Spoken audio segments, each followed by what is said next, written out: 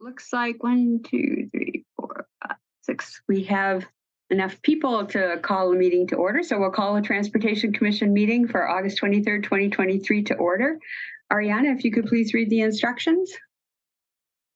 Welcome to our virtual meeting. If you lose connection at any point during the meeting, you can reconnect by clicking the link or calling the number in your original email. Members, if you are able, please activate your video for purposes of quorum and keep it on for the duration of the meeting. Staff, if you are able, please activate your video when you are speaking. All panelists, that is alders and staff, have the ability to mute and unmute themselves. Panelists can also rename themselves if they wish to add pronouns after their name. Please do not alter the naming conventions otherwise. Also, please continue to use the raise hand feature when you'd like to be recognized to speak, ask questions, or request a roll call vote. Lowering your hand will take you out of the queue. Members of the public who have registered to speak. The name you entered in Zoom must match the name you entered in registration. You will remain muted until called upon. The clerk will tell you when your time is up. After speaking, a member of the body may ask you a question. If you need to share documentation with the council, please send it to the email listed on today's agenda. Thanks. Chair, the floor is yours. Ariana, could you please move Jody Dobson into as a panelist? She's a speaker from Baker Tilly. She's here to speak to the commission, to present. Just moved her over. Thank you very much. Aiden, could you please call a roll? Sure thing. Juliana Bennett. MGR Govindarajan, who said he'd be arriving like 5 to 10 minutes late. So I don't think I see him yet. Dina Nina Martinez Rutherford. Present. Barbara Harrington McKinney. Dan Kovich. Here. Robbie Weber.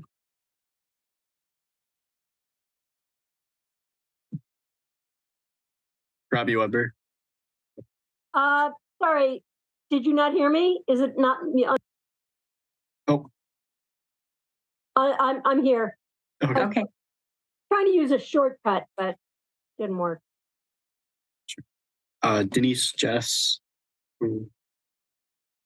She's excused. Okay, that's right. Pepe Barros. Here. Aaron Wozniewski.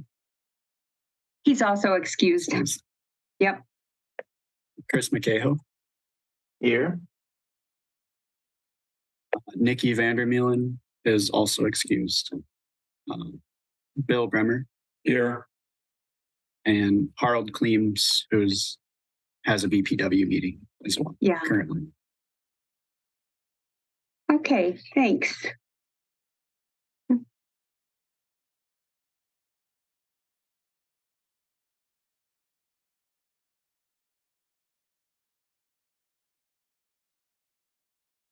Okay, does everybody have an opportunity? Well, let's see.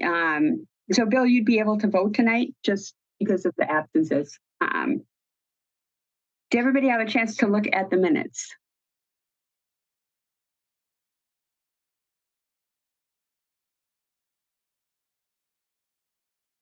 Chris. Move approval of the minutes. Alder Martinez Rutherford. I second. So motion and a second. Is there any discussion?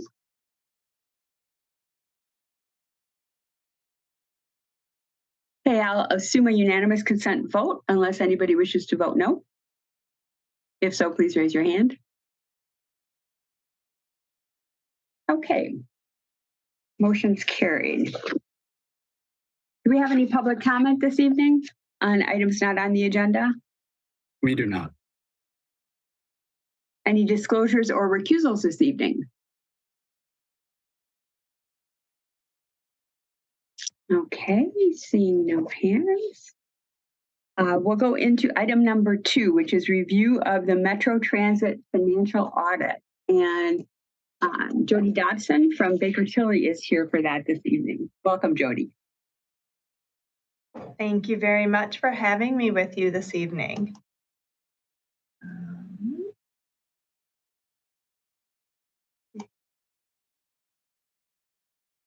Do you need to screen share, Yes. Okay, great. All right. I believe I'm sharing the PowerPoint. Hopefully you're able to see that. We are. Thank you. Okay, perfect.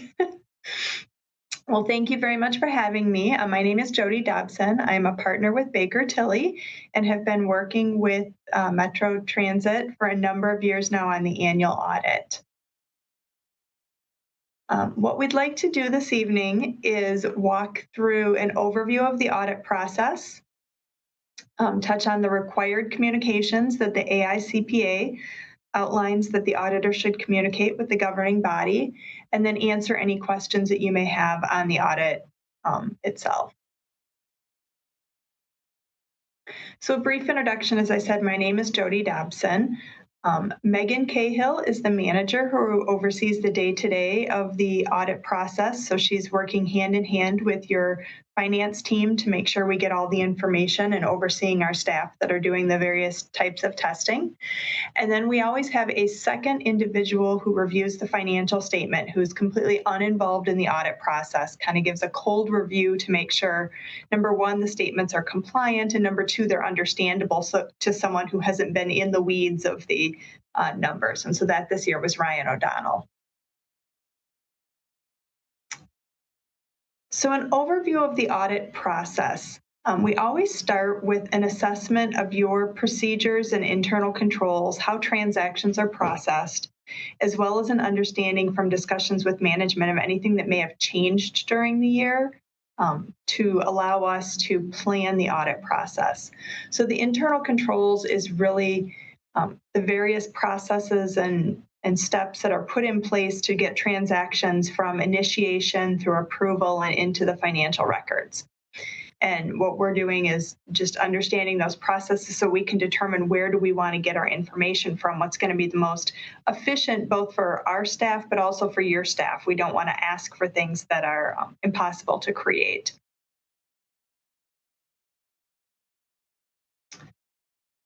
So the financial statements received what we call a clean or an unmodified opinion. So after we've gone through that initial step, we design our tests as to how we're going to look at each of the transactions and balances, ultimately with the goal of obtaining enough evidence to issue that audit opinion. And that is the highest level of assurance we can give. Ultimately says that these financial statements as issued are a fair presentation of the results of operations and the financial position for the organization at year end. The financial statements are the responsibility of management. All of the information in the statements comes from your financial records. I do like to point out that there's a section called Management Discussion and Analysis at the beginning of the report that your team puts together. This is a really nice overview, more plain English and less accounting jargon. So if you have any constituents that want to look at the finances of the organization, I would point them to that. It's got some charts and graphs and is a little easier to read. In addition, we note that the City of Madison has a citywide single audit, looks at both controls and compliance related to state and federal funding received by various organizations or departments within the city. Because transit does receive significant federal and state funding, we test those programs as part of that citywide single audit. And I'm happy to say that there were no findings related to those programs.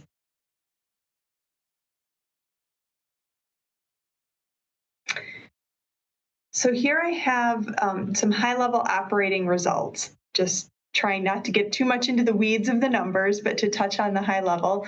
As we look at this graph, we can see that over the last couple years, there have been some changes in the makeup of the operating revenues.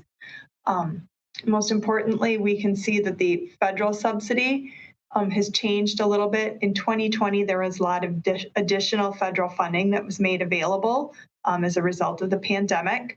And so that offset some of the other needs of the organization. And then as that funding has gone back to a more, I guess I'll say, traditional or historical level, both the city and local funding and the state funding have kind of readjusted accordingly. The other thing to note here is the vehicle registration fee was a new funding source starting in 2020. that has offset some of the needs that came from city and local funding prior to that. And then looking at the operating expenses, similar here that you'll see the ups and downs of total match the revenues because of the way the organization is structured. And we did see that little bit of a decrease in 2020, 2021 as the result of the pandemic. And now, along with ridership, the expenses and then the revenues go back up. The largest amount or driver of expenses here is the salaries and benefits, and that's consistent with all of the transit organizations that we work with. That is typically the largest area that we see.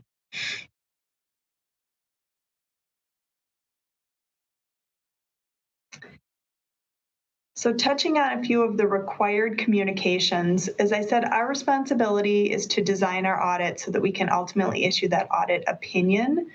And we do that, and we also make sure that we are maintaining our independence, of course, so that we're able to issue that independent audit opinion. The plan, scope, and timing of the audit did not change from what we had planned in the fall when we started the process with management. We were able to, while there were minor adjustments along the way of maybe a schedule took a little longer or we rearranged days due to individual schedules, we were able to meet the ultimate timing of issuing the statements in June. All financial statements include estimates, things like depreciation or evaluation of an investment. Our approach to estimates is to evaluate the key inputs that go into those, as well as the methodologies used to make sure that they're consistent methodologies, compliant with the standards, and that the inputs are reasonable to the financial statements as a whole. And there was no concerns with the estimates noted in the statements. We do note that if your financial statements were to be incorporated into another document, say an offering statement for a borrowing or some other report, our opinion is just on the financial statements. So as part of the audit process, we look at the accounting policies of the organization. There was one new accounting policy or change this year in evaluating leases under the new lease standard that GASB issued that was effective this year. So we worked through with management, evaluating the contracts and making sure that information was flowed into the financial statements accordingly, but no concerns with the accounting policies. And then we also spend some time looking at the financial statement disclosures to make sure that those are meeting all of the requirements of the Governmental Accounting Standards Board, that they're accurate, clear, and as concise as they can possibly be given the requirements.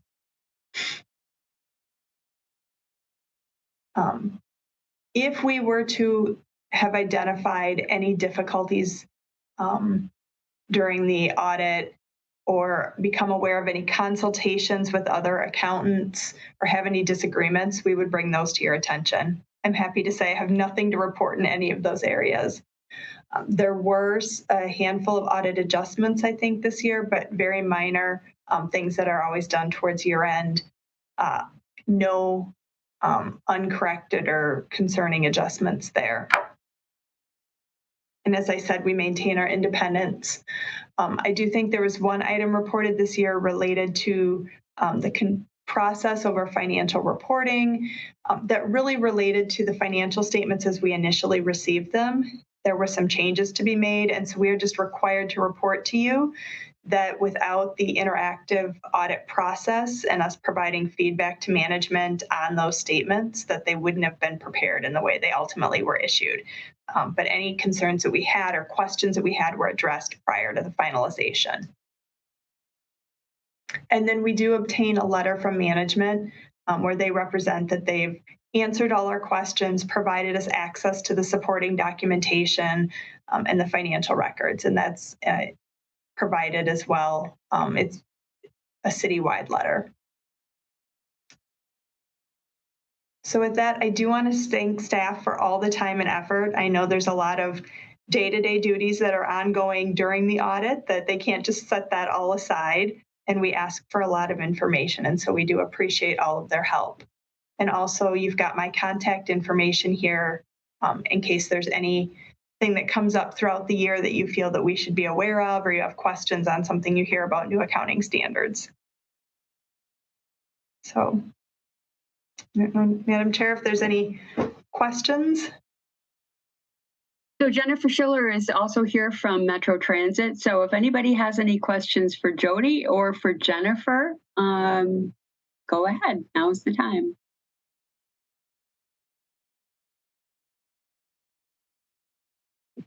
Comments or questions?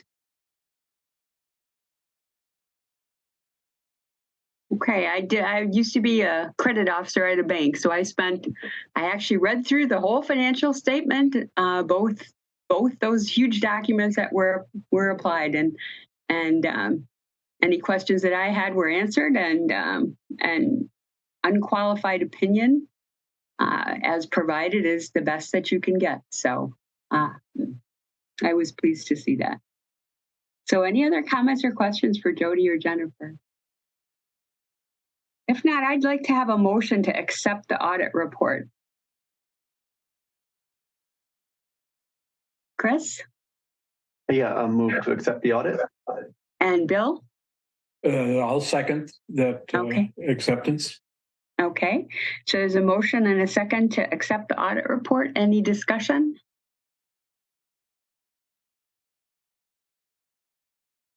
Okay, I'm going to assume a unanimous consent vote unless anybody wishes to vote no or abstain. If so, please raise your hand. Okay, the motion is carried. And thanks so much, Jody, for all your time and work on this. And we appreciate it. Thank you. And Jennifer too. Thanks to Metro for all that. I know there's a lot of work that goes into completing all of the financial statement requirements, and it's a big process, and it's much appreciated both from Baker Tilly and from Metro Transit. So, thanks. Thank you.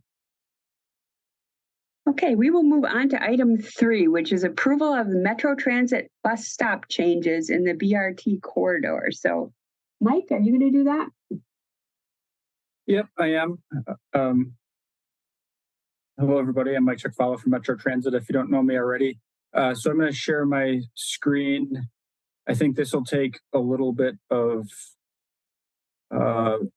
background. So we have the bus rapid transit system under the East-West bus rapid transit system under construction right now. It's planned to open in late 2024. In June of this year, we implemented the service structure that will incorporate the East-West as well as North-South BRT lines in routes A and B. So we're in this time frame in between where the BRT lines are operating, the buses are operating the routes, but the infrastructure isn't complete yet. So we're kind of in a transition phase from having no BRT to having BRT. Since we've started running routes A and B, we've run into some fairly significant on-time performance issues, particularly with Route B, but also with Route A and other routes. We will have some other ways of addressing that on-time performance, but it's going to be a multifaceted approach, one of which is what we're proposing is to go ahead and close some of the bus stops along Route A that will not be BRT stops in December or possibly a little bit sooner. So initially we were going to keep all those bus stops open. And then in late 2024, the BRT stations would open. By default, there would be no buses to serve those existing curbside bus stops. And so that service would be gone. But by closing those bus stops earlier, we'll be able to have routes A and Route B run on time a little bit more. So I just want to stress that the stop spacing plan for BRT has already been approved. We're not really approving or changing the stop patterns for the BRT system. We're just proposing to implement that stop spacing pattern earlier. So this would be 39 stations at 21 locations. Generally speaking, it's a stop pair, so it's a stop in each direction, but there are some one-way stops in the downtown area and things like that. So it's essentially about 20 bus stop pairs. They're indicated by the red arrows on this map. This is one of 3 items on the Legistar agenda. So I just wanted to point out what you're looking at here. This is very, very initial stop level ridership estimates from weeks 2 and 3 of the redesign. So these estimates are really not worth much of anything because it's just extremely fresh after the redesign, but it's the only data that we have. So I just thought I'd present. We want to present some level of bus stop boarding activity with this information because I think it's relevant. And so the red arrows on this map are the bus stops that would be closed with this action. There will be a handful. So let me just back up. So this is showing this in graphical form, and then we have this chart that's also included. This is the tabular form of these bus stops that would be closed. There are also a handful of bus stops along Route A that will not become BRT stations that we're not planning to close yet. And there are a couple reasons for those. For example, Ingersoll Street will not become a BRT station, but it's currently a time point in the schedule. So we're just going to keep Ingersoll open. There are a couple other stops that are affected by the detours that we're currently running and other factors. I think there are about 5 or so of those other stops along the line.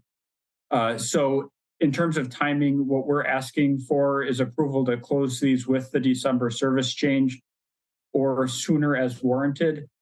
So there's a couple of things that kind of go with that. Because of all the construction going on, there are some stops that are closed right now that we might just not reopen.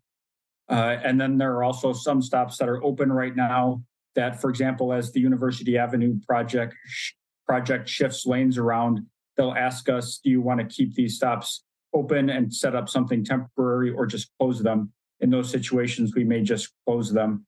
So that's what December service change or earlier as warranted means. So we're asking for some flexibility on the timing there. But I think that's okay. So there are 3 things on Legistar: the map, the tabular form, and then also this action item summary. So I'm not going to go through this, but the summary is kind of what I went through there. Pepe, go ahead.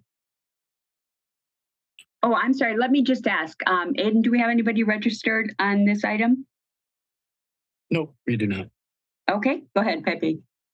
Yeah, no problem. Hey, Mike, thanks for putting all this together. Yeah, of course, by just looking at the map, it looks like a lot, like a big reduction, although you're mentioning that this still doesn't meet the reduction that we'll see when BRT launches. So we're talking about even a bigger reduction. Of course, we know the reason why. My first question is, are we not meeting the times that we proposed? Is it that we're not meeting the times that we thought we would meet with this many stations, or was there like a gap between the expectation and the amount of stops that we put in place? Yeah, I think I understand. Basically, why is the on-time performance of Route A and B suffering?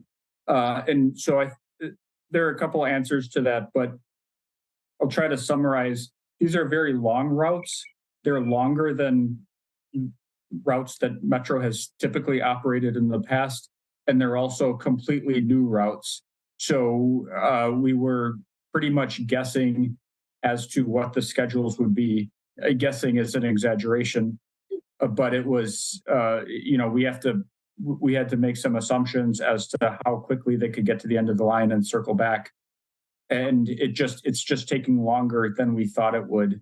Part of that's traffic, part of it's construction, part of it's, the number of boardings and just not understanding exactly what the travel times would be.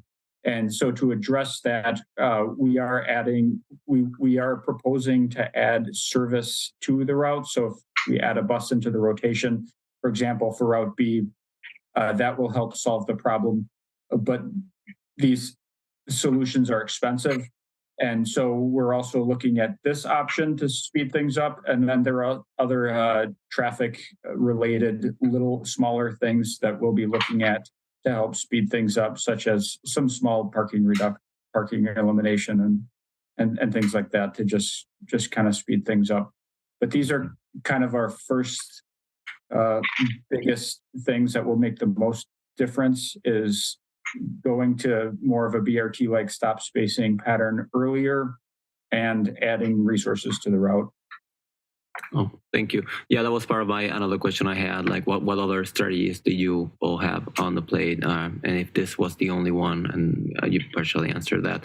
Another question I have is, do you all have a plan in place in terms of how to communicate this? Are you expecting, how will this match with the other reductions that are planned in the future? So we will be putting signs at the bus stops. We'll make sure that people get plenty of notice. We'll do some of our regular outreach that we do on our website and other ways. So we will make sure we do all of that. The signage out there is a little bit of a mess and we're trying to clean it up. And I'm not going to get off topic here, but we'll try to clean up that signage and give people a clear message that the bus stop is closing.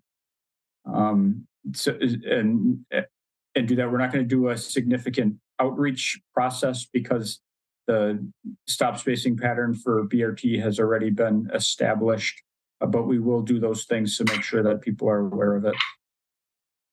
Awesome. I don't have any more questions. Mick, did you have any other comments on the signage? I know that's been a topic we've talked about before. Well, it's a work in progress. We are working on getting the redesigned signage posted with all letters, and that's been a problem we've been having with our vendor. We're going to get that straightened out hopefully by the end of September, and then we will, as Mike was saying, we'll put signage on the stops saying that this is going to close, and we'll make sure to do that in plenty of time so that people are aware. We won't just spring it on people, so we'll make sure that we do an extensive outreach and let people know that this is happening. Okay, good. Other comments? Thanks, Mick and Mike. Other comments or questions? Chris, go ahead. Thanks, Mike. Could you say a little bit more about how bad performance is in some more specific terms and what the implications are? I'm a little bit hesitant to go all in on this, so that's why I'm asking.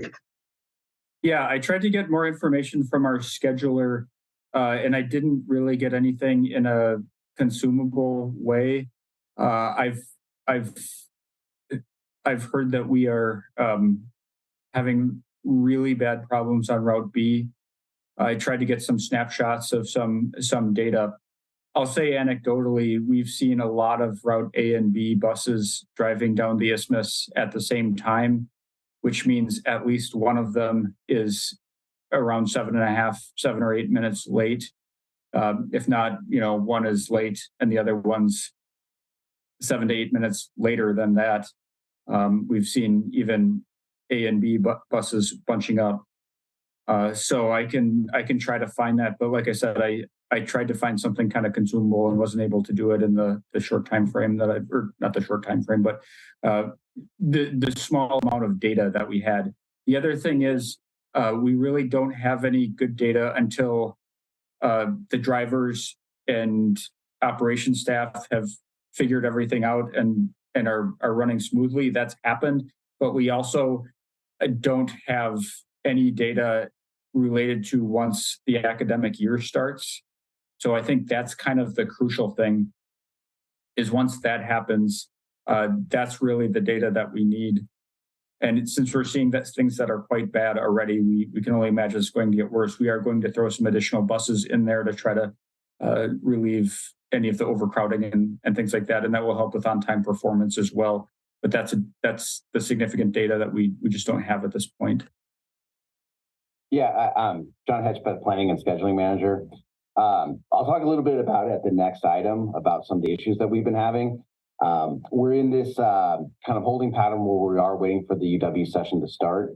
And there's a lot of construction and kind of noise there. But basically, if there's a bus that's chronically late now, once our ridership goes up around 40% or so after the UW session starts, it's just going to get even more late. We also have had complaints about people coming from kind of more the outskirts of the city, how it's taking longer to get there, especially like the east side and some Prairie, where the 23 had limited stops, and now they have near 50 stops on the way to work. And so this is a way to kind of balance out some of the travel times. There's a lot of kind of parallel corridors here that have still have stops every block. But yeah, this is a way kind of to help us out a little bit when we have problems now.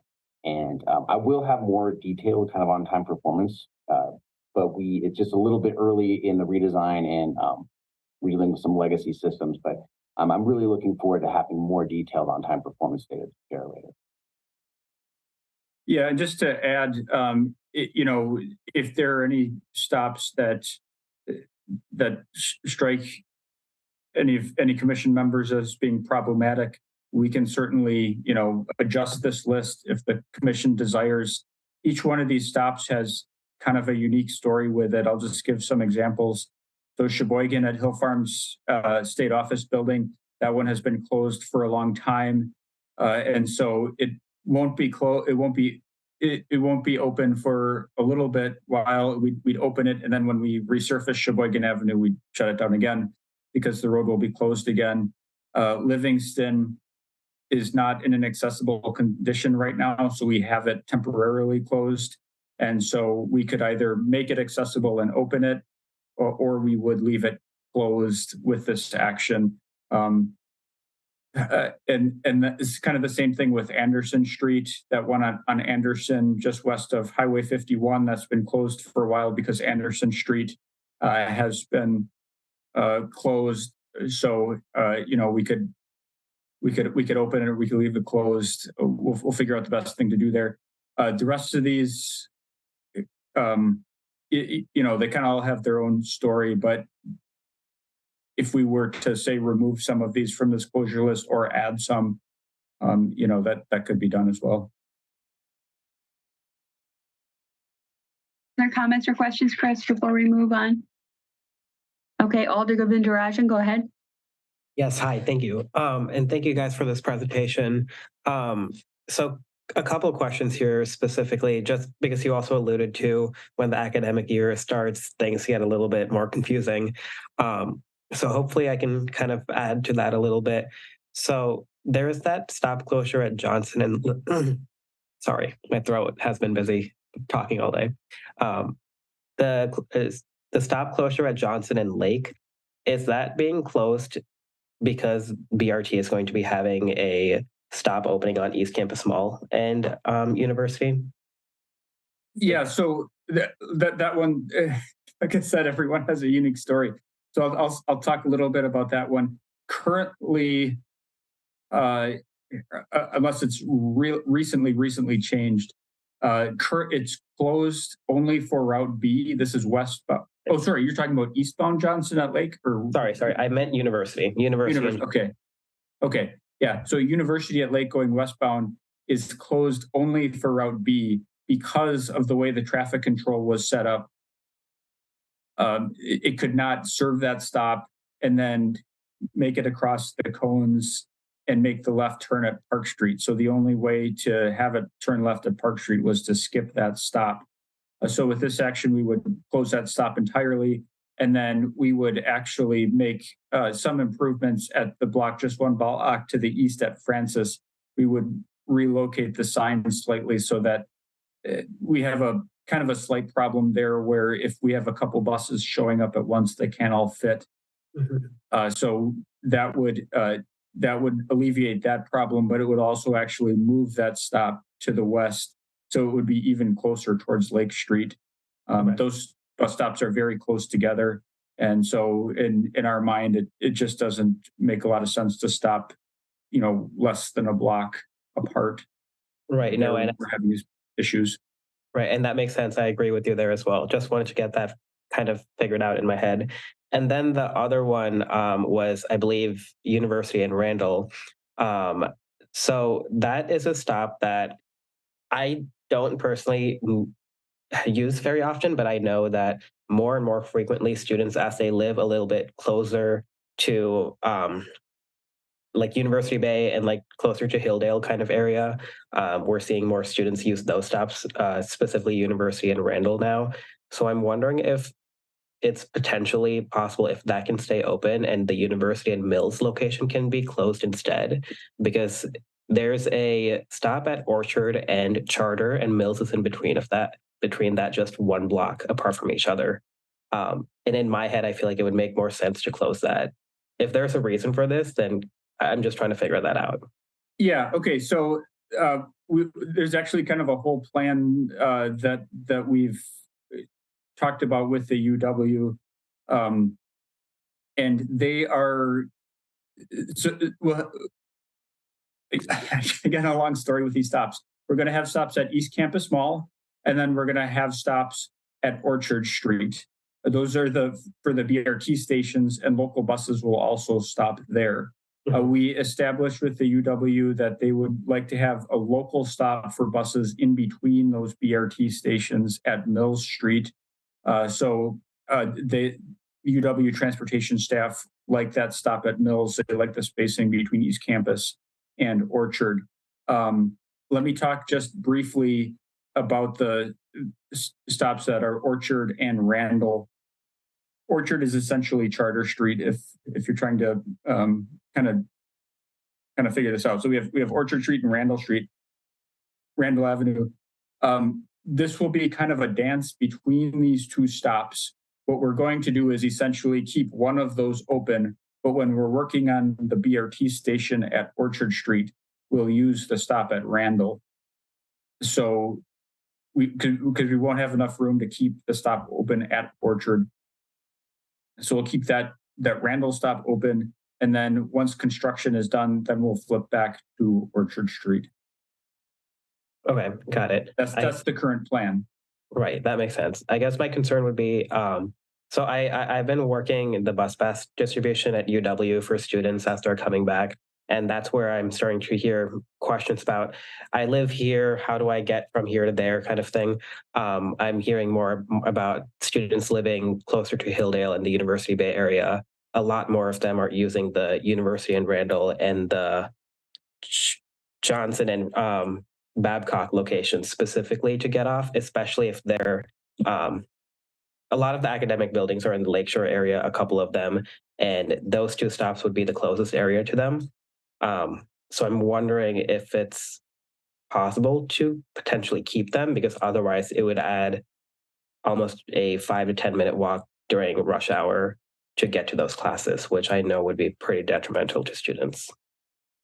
Yeah, like I said, it'll be a little bit difficult to keep all these open during construction, but if that's the desire to take these off the list, we can do that, and we can always revisit at another time if that's the desire. It's something I would suggest. If staff are okay with it as well, then I would be on board, obviously. But if it would be too much of a hardship, then I think it would be, I can back down on that, if that makes sense. I think it would be inconvenient, but I think we could do it. Okay.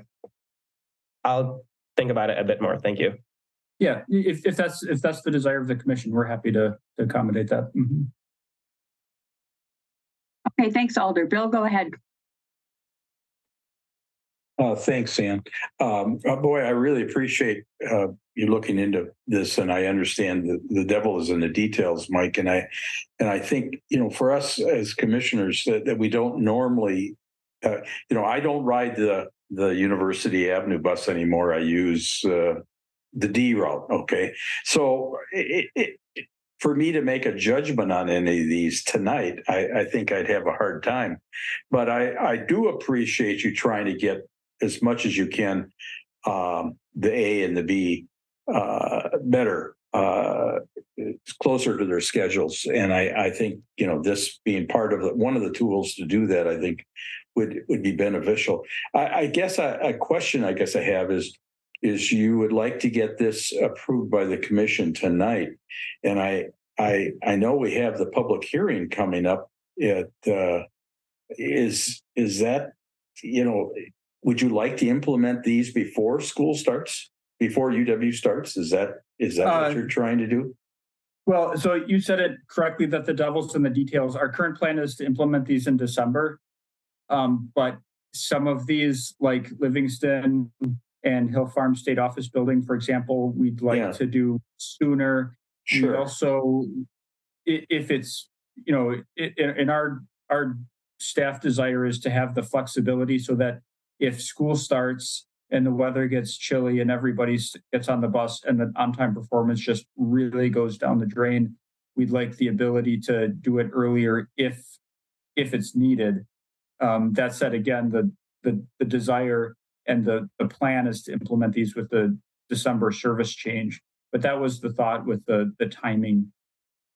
Yeah, so if some of these would not happen until let's say that are not going to be impacted by construction would not take place until December, could that be explained and put on the public hearing so that the ones I have no problem with closing. It doesn't make any sense to where there's construction right now and you've got them closed. And when construction finishes, let's say late fall or whatever, to open them and then have them closed again. That to me doesn't make any sense because people are getting used to not having a bus stop there. And there's no sense in putting it back in for a very short time, knowing that you're going to close it again permanently when BRT opens.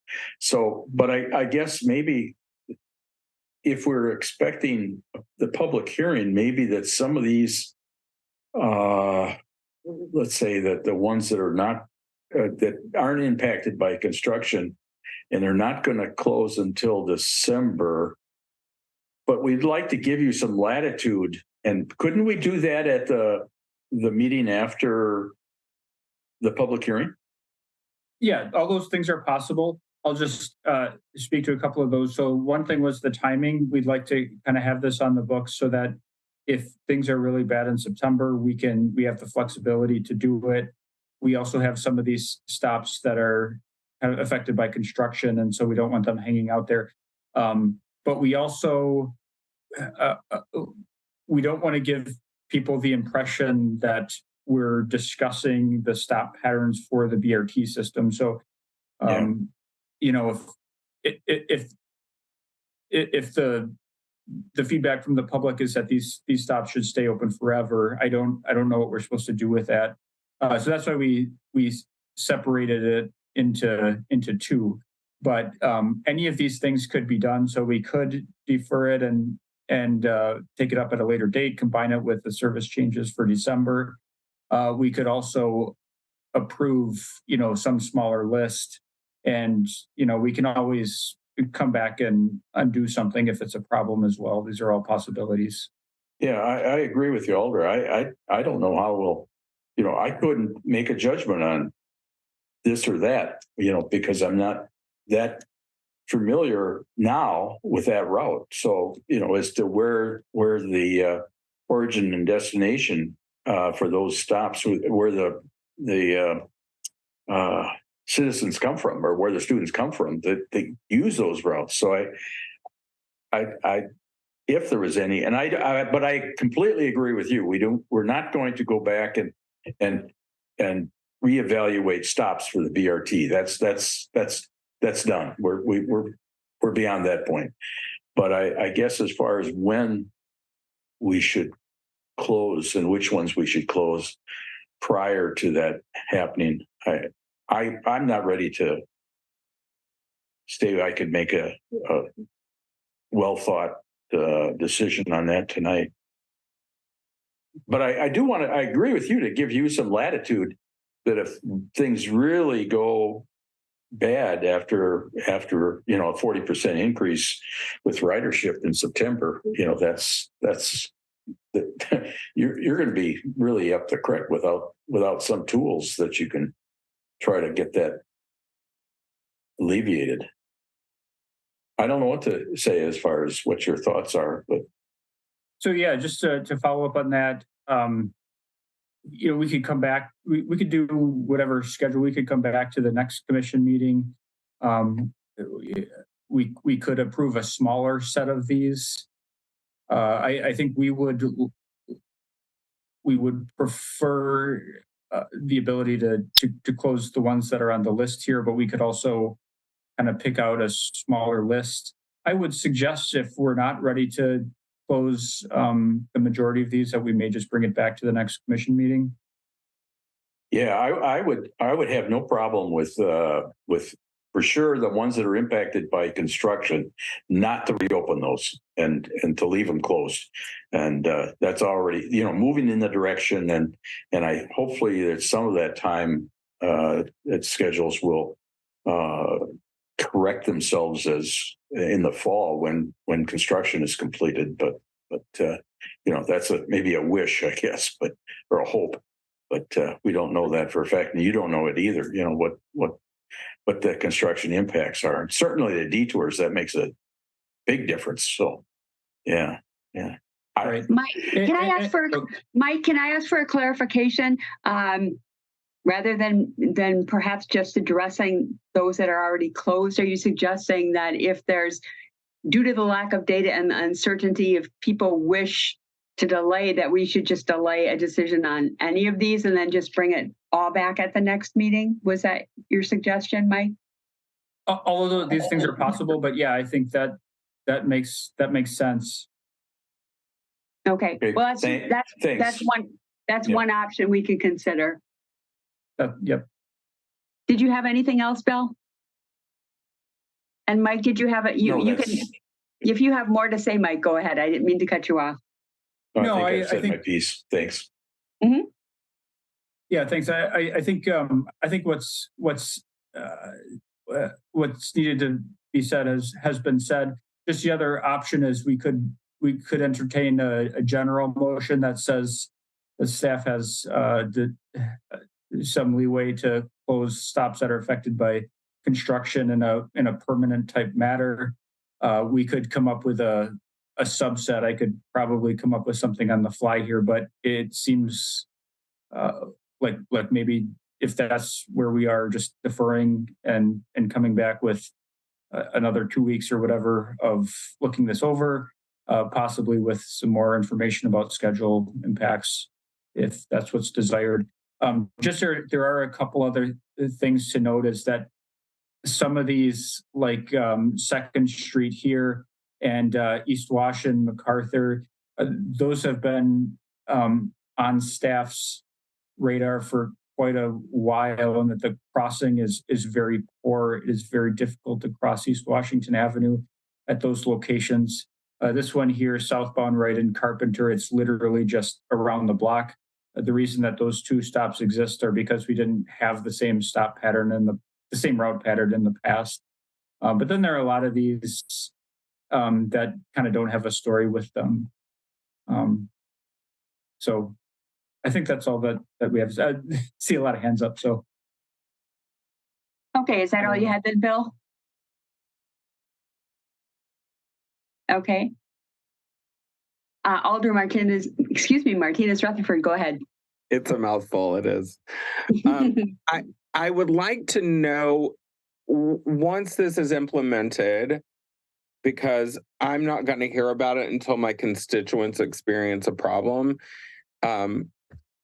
If it becomes, especially when they're in or near my district, is there a chance of re-adding them if it becomes difficult for people to commute? Absolutely. Yep. Okay. So that's another way this could go, is that these could be approved, and then we could come back, or you could give us the authority to add them back in, based on rider feedback or whatever. So, that's a route as well. Awesome. Thank you. Thanks, Alder. Pepe, go ahead. Thank you, Ann. Mike, is this a writer feedback based decision? Because you were mentioning that it is slightly rushed in terms of we don't have a lot of data right now. The one thing we do know is that the schedules are tight, or hard to accomplish. But I'm trying to think, who are we benefiting with this decision?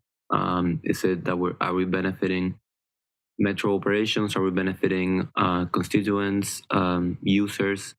Have you got any feedback right now, or is this like complaint based? This decision we're trying to make right now. We've gotten significant feedback that our buses are running late all the time. So the question of who are we benefiting? We're benefiting the riders of routes A and B because their buses will not be as late. I would add that I think it benefits people that are further out. We have gotten complaints from former 23 riders and things. So I don't want to take too much of Mike's thunder, but I think it's kind of important. We could come up with reasons to keep every single one of these stops open. I mean, every stop has a constituency, but they kind of need to be done as a block to actually make a difference. I've been through similar processes in other cities. We could talk about every one of these stops, and then we might end up only closing a few of them, and then it was kind of it wasn't very much of a benefit from this whole process. So I think it's kind of important to look at them as somewhat of as a whole. There might be certain ones that you want to hold, but they kind of need to be a big enough block to make a difference for the on-time performance, and that's certainly just for the riders. Yeah, and there will be some benefits for Metro operations. For example, when buses get really, really late, we put an extra bus out there, and then the quote unquote real bus goes to drop off only mode until they can catch up to their original schedule. And so that's a benefit for operations. They don't have to do that if the bus isn't as far behind. The drivers have a little more time to go to the bathroom and things like that at the end of the line, but that's not really our motivation here. We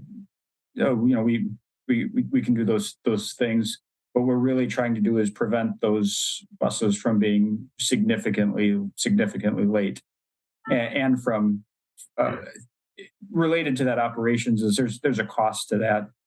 We can solve anything by adding more buses and more drivers, but really we're trying to keep the buses on time. That's for the riders, so that they're not standing out there waiting for the bus forever. Thank you. Alder Govindarajan, go ahead. Thank you. Yes, I'm just going to move to remove the Johnson and Babcock stop from this closure list, just because it's a stop that pretty much any student living towards the west of campus, if they're an engineering student or an LNS student, it's the stop they use to get to classes. And for background, classes go on, or pretty much there's 15-minute increments between classes. The next stop is about 3 blocks away, adding about 7 minutes of walk time. And that makes it really, really difficult, especially during rush hour, to get to class. So keeping that one stop, since the next one is 3 blocks away, makes a huge difference during rush time. So that's my one motion, I guess. There's a motion to remove that from the list. Is there a second? Robbie? Yes. Okay. So discussion. So we're not making any big approval here. We're just making the simple step to remove it from the list. So Alder, did you wish to speak further to your motion? No, sorry. I forgot about procedure. I should have said all that this time. That's okay. All right. So discussion on the motion to remove Johnson and Babcock from the list. Can I ask a question? Absolutely.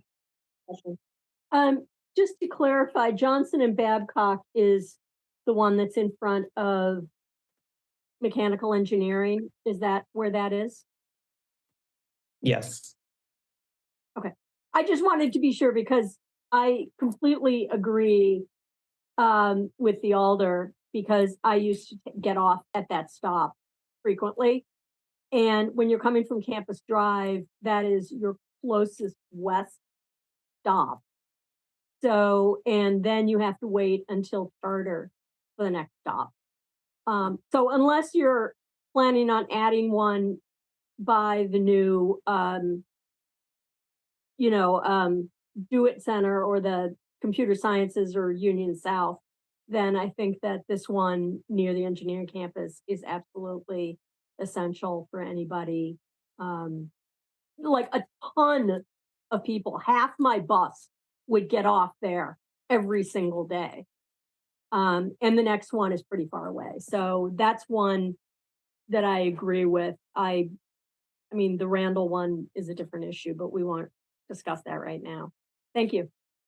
Yes, let me speak to that if I could briefly. So the ultimate plan there is to close Babcock, which is right before the railroad crossing, and Charter, which is it's in front of the house, if you know what that means, and then consolidate it into a new combined BRT and local bus stop at Orchard, which is right by Union South. And so this was one of the ones that we were a little bit unsure of, in that, can we close Babcock before we relocate from Charter west to Orchard? And we can very easily not do that. That one's pretty easy to pull off. Okay, because I think that one, until you get that consolidated stop at Orchard, which I can see would solve probably both ends. Okay. You really need to have that one, the first stop after Campus Drive. It's just absolutely essential. That all you had then, Robbie? Okay, Chris, go ahead. Thanks. I think we have a larger decision to make, and I hope we don't go down the path of voting station by station. So I will support this, and I urge us to just move to a vote on this. Okay, why don't we have a vote on this one particular piece of it, and then we'll move to the larger issue of the entire list. So we have a motion to remove the Johnson and Babcock stop removal from the list. Any further discussion on that particular motion? Okay, I'm going to assume a unanimous consent vote unless anybody wishes to vote no or abstain. If so, please, or wishes a roll call vote. If so, please raise your hand. Okay, so now we're back to looking at the list with the exception of Johnson and Babcock. So I've heard a lot of discussion about lack of data and some uncertainty about doing it at this particular point in time. Chris? Yeah, I was going to make a motion if that's okay. Go ahead. Yeah, so I move that we approve keeping any currently closed stations closed and refer this to the next meeting, and I can speak to that. Okay, Robbie, is that a second? It is. Okay, go ahead and speak to your motion, Chris. Yeah, I think a lot of folks feel the same way, that there's still some questions up in the air, and we're a little bit reluctant to close stops prematurely, but we also want to give Metro, the flexibility to adapt as needed. One of my big concerns is, the redesign has already ruffled feathers, and I think the intention behind closing some of these stops eventually is that folks will get the benefit of BRT, and this is part of the BRT rollout. And you're losing one thing but getting another thing. And I don't think it would be great to just keep sort of chipping away at people's access to buses if we don't need to. I know there was some talk of possibly closing them and then adding them back. I don't think that would be a great precedent to set, that, if enough people complain, they can get a bus stop back. So I hope we don't go down that path either. That if we decide to close something, it should be for good. So I think what I'd really like to understand better is, which stops can we close? When things get bad, that will have the biggest benefit to the system and the least impact on folks. And that, it'll be pretty clear to folks, what's happening when that happens. And I'd also like to see if there's some other creative options here. For example, when students come back, is there additional bus service just in the immediate downtown that would relieve some of those problems? I know we're not really used to these long haul routes. And a lot of the student trips are going to be sort of shorter trips in the middle, and maybe we can adapt in that way. And maybe even we can convert like just some of the A line to an express route when things get bad or something like that. So I'm just sort of looking to understand some of those options before we really pull the trigger on closing a bunch of stops. Okay, thanks, Chris. Alder Govindarajan, go ahead. Am I able to speak as like a point of information, if that makes sense? Sure, absolutely. Yeah, so there's been a little bit more of a trend happening with students recently, and this is only going to happen more as BRT gets implemented. Historically, we've always seen students live downtown right by campus. But with BRT being implemented, we're going to see more and more students living further away because it no longer takes 30 minutes to get from, I don't know, somewhere to campus anymore. It's taking much shorter time and the buses are a lot more frequent. And as that happens more and more, student housing is expanding.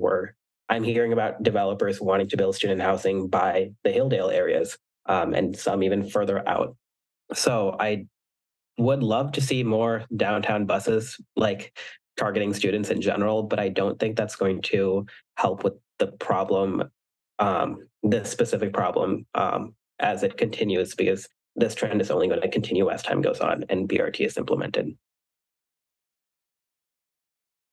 Thanks, Alder. Sure. Other comments or questions? So as I understand the motion, it is to keep any currently closed stops closed and defer a decision on the rest until the September 13th meeting. And this is understanding, of course, that we did remove Johnson and Babcock from the list with the earlier motion. Chair, if I could just ask one clarifying question. Sure. Okay, thank you. There's some ambiguity in that, like, for example, in University Avenue, there will be stops that that will be either closed or kept open in a temporary situation.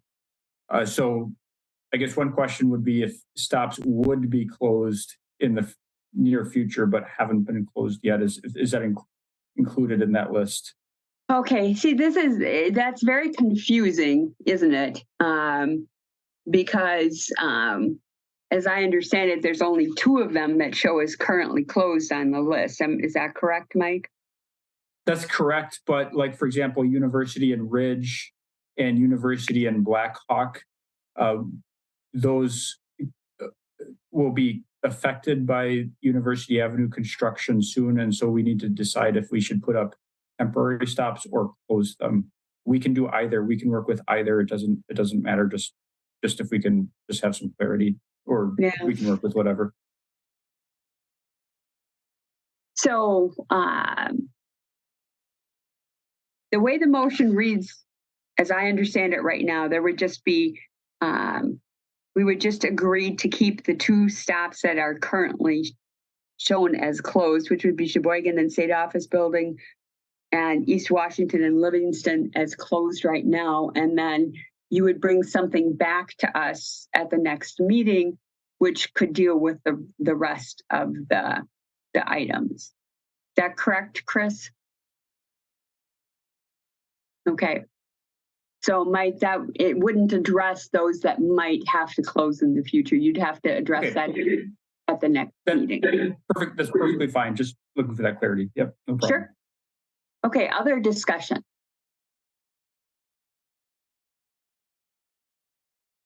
Okay, so the motion on the table is to approve keeping the currently closed stops, those two that were mentioned at Sheboygan and State Office Building and East Washington and Livingston closed, and defer the decision on the rest until the September 13th Transportation Commission meeting.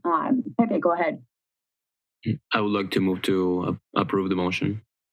Okay, I think we have a motion and a second already. So why don't we move to a vote unless there's further discussion? Okay, I'm going to assume a unanimous consent vote unless anybody wishes to vote no, abstain, or have a roll call vote. If so, please raise your hand. Okay, Mike, clear on what we're doing? Yep, perfectly. Thank you. Okay. All right. I'm writing a big note to save this for the next meeting. Okay. All right. Great discussion. Obviously, we've been spending a lot of time talking about Metro with the network redesign, et cetera. So certainly time well spent. Okay. Item number 4, Sean.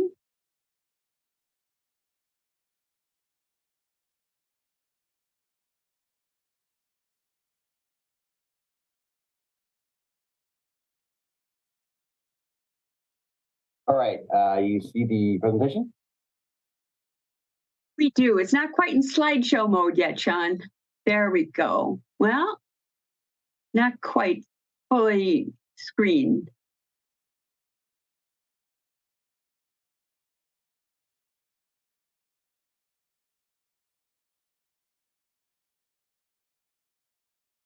Don't know how to swap the preview actually.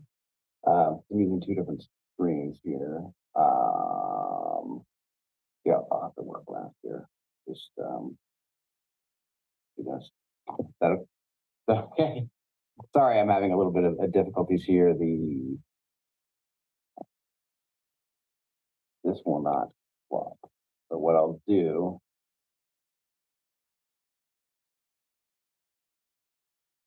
And could I add a little bit before, while Sean's working on that? Go ahead, Mick. Okay, so as Sean will describe in his presentation, we haven't had a lot of time to look at the changes or look at the data because our service just changed on Sunday. So we're just making some general thoughts on these service changes. What we're thinking of doing is actually having a public information session on September 14th in a couple of weeks. And we were going to do like an open house in person where we were going to have our planners and marketing staff available. People can come in and we can explain more in detail what the changes are. And then we'd also have a virtual option too, where people can come and we can give more details. And that would be before the public hearing that we're going to ask for tonight. Okay, great. So this is general this evening. And so this isn't exactly what we're going to see on the 27th. This is one stage, correct? Correct. Okay. All right. Go ahead, Sean. Okay. So I hope you guys can see this now. We can. Yep. Okay, great. Okay, so this is another implementation update. As Mick was saying, we just started our August PIP. So we do have July information already. So basically, this is just a little bit how it's going here. We are 4% over last July, and we are slightly down from last month. Some of the newer routes and the newer areas are kind of taking a while to get built up. It takes a while for people to change where they live, to change their jobs. There's a lot of things that people have to do kind of to burn in some of these new transit lines, especially some of the new routes we have in places like Sun Prairie. Also, we're really waiting for UW to start. It's about 40% more ridership when UW starts, and we're also waiting for MMSD to get going as well. So we're very much a seasonal agency, and COVID made us a little bit more seasonal. We used to lose about a third of our ridership. Now we're closer to 40% we're 40% down in the summer over a month that has UW. Yeah, a little bit about some of our on-time performance issues. There is a lot of construction going on, including the BRT We had for Route C, poor Route C got stuck in a lot of, it has lane closures on Johnson, lane closures on Wilson, and it had the Atwood detour. So it is really getting killed right now. Some of that stuff, I know a lot of the construction is trying to get done before the UW session starts. That being said, we're expecting a lot more ridership to be on both routes B and C. I've done I don't have quite a scientific study yet, but I've really found that most of our delay is from boardings actually. So that ridership will slow us down yet more. I've gotten approval to basically add resources to the B and C. That can get very expensive, adding an all-day bus. But basically, if it's down right now, it's going to get worse when the session starts. And so, oh yeah, I should back up. These are all December changes. We will not be able to make these changes till December. We have significant lead time we need. I'll get into that a little bit later, but we do have significant lead time required to go through this public process, to go through the process of making shifts for the drivers, and then making sure that all of our Google Maps feeds work, and we do all the signage and things. So we have significant lead time to make any changes. And so some of the stuff is basically we're looking at making changes 4 months in advance. And that does make it challenging when we're waiting for new data. So right now, what's happening is that there's road buses that we call them, that operations is sending. They're sending an extra bus out there when we have an extra driver and bus available. They've been doing that on Route C. What it's been doing, though, is that the C has been down as much as 15 minutes late. It's a 15-minute route. So what happens is when people are at the stop, they're looking for that Route C coming. They're actually looking for a very specific bus that was scheduled to be there. We have what we call a road bus that we put there that goes through there before. People are looking at their phones, and it doesn't always pop up in there. There's some issues with the real-time app. So anyway, there's limited things we can do now that we'll continue to do in this August pick with road buses. But it is very confusing for people, and it's limited by how many drivers and buses we have available that day. But right now we're running extra buses on the Route B and C.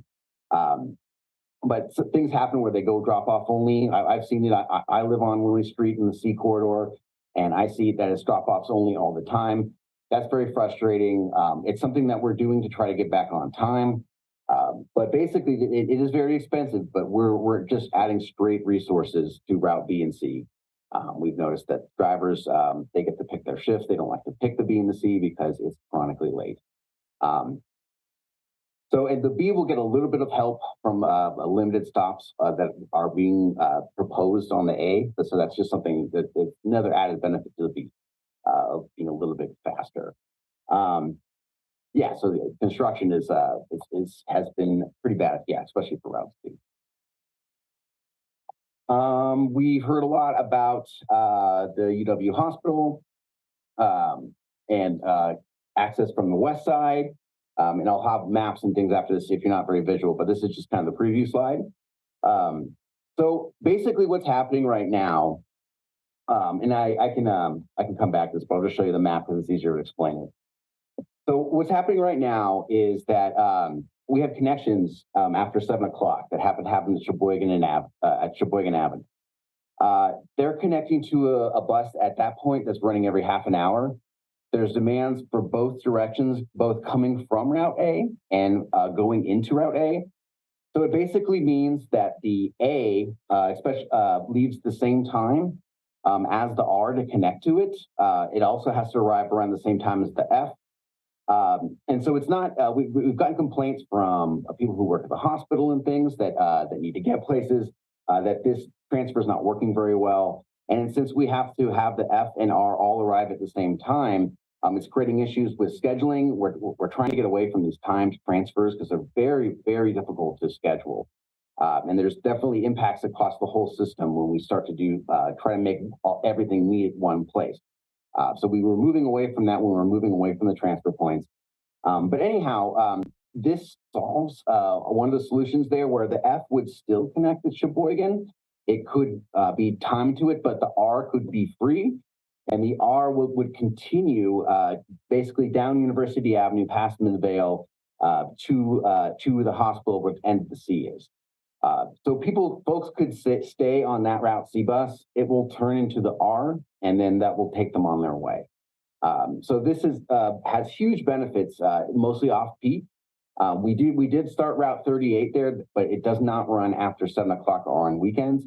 This really solves some of that issue there. It has a lot of benefits for places like Hilldale Mall, Midvale, and other places like that off peak, but we're only having one half-hourly bus. So basically, by the time the R gets to the Sheboygan, it'll be every half an hour, and it'll effectively double the frequency from Sheboygan to the hospital area off peak.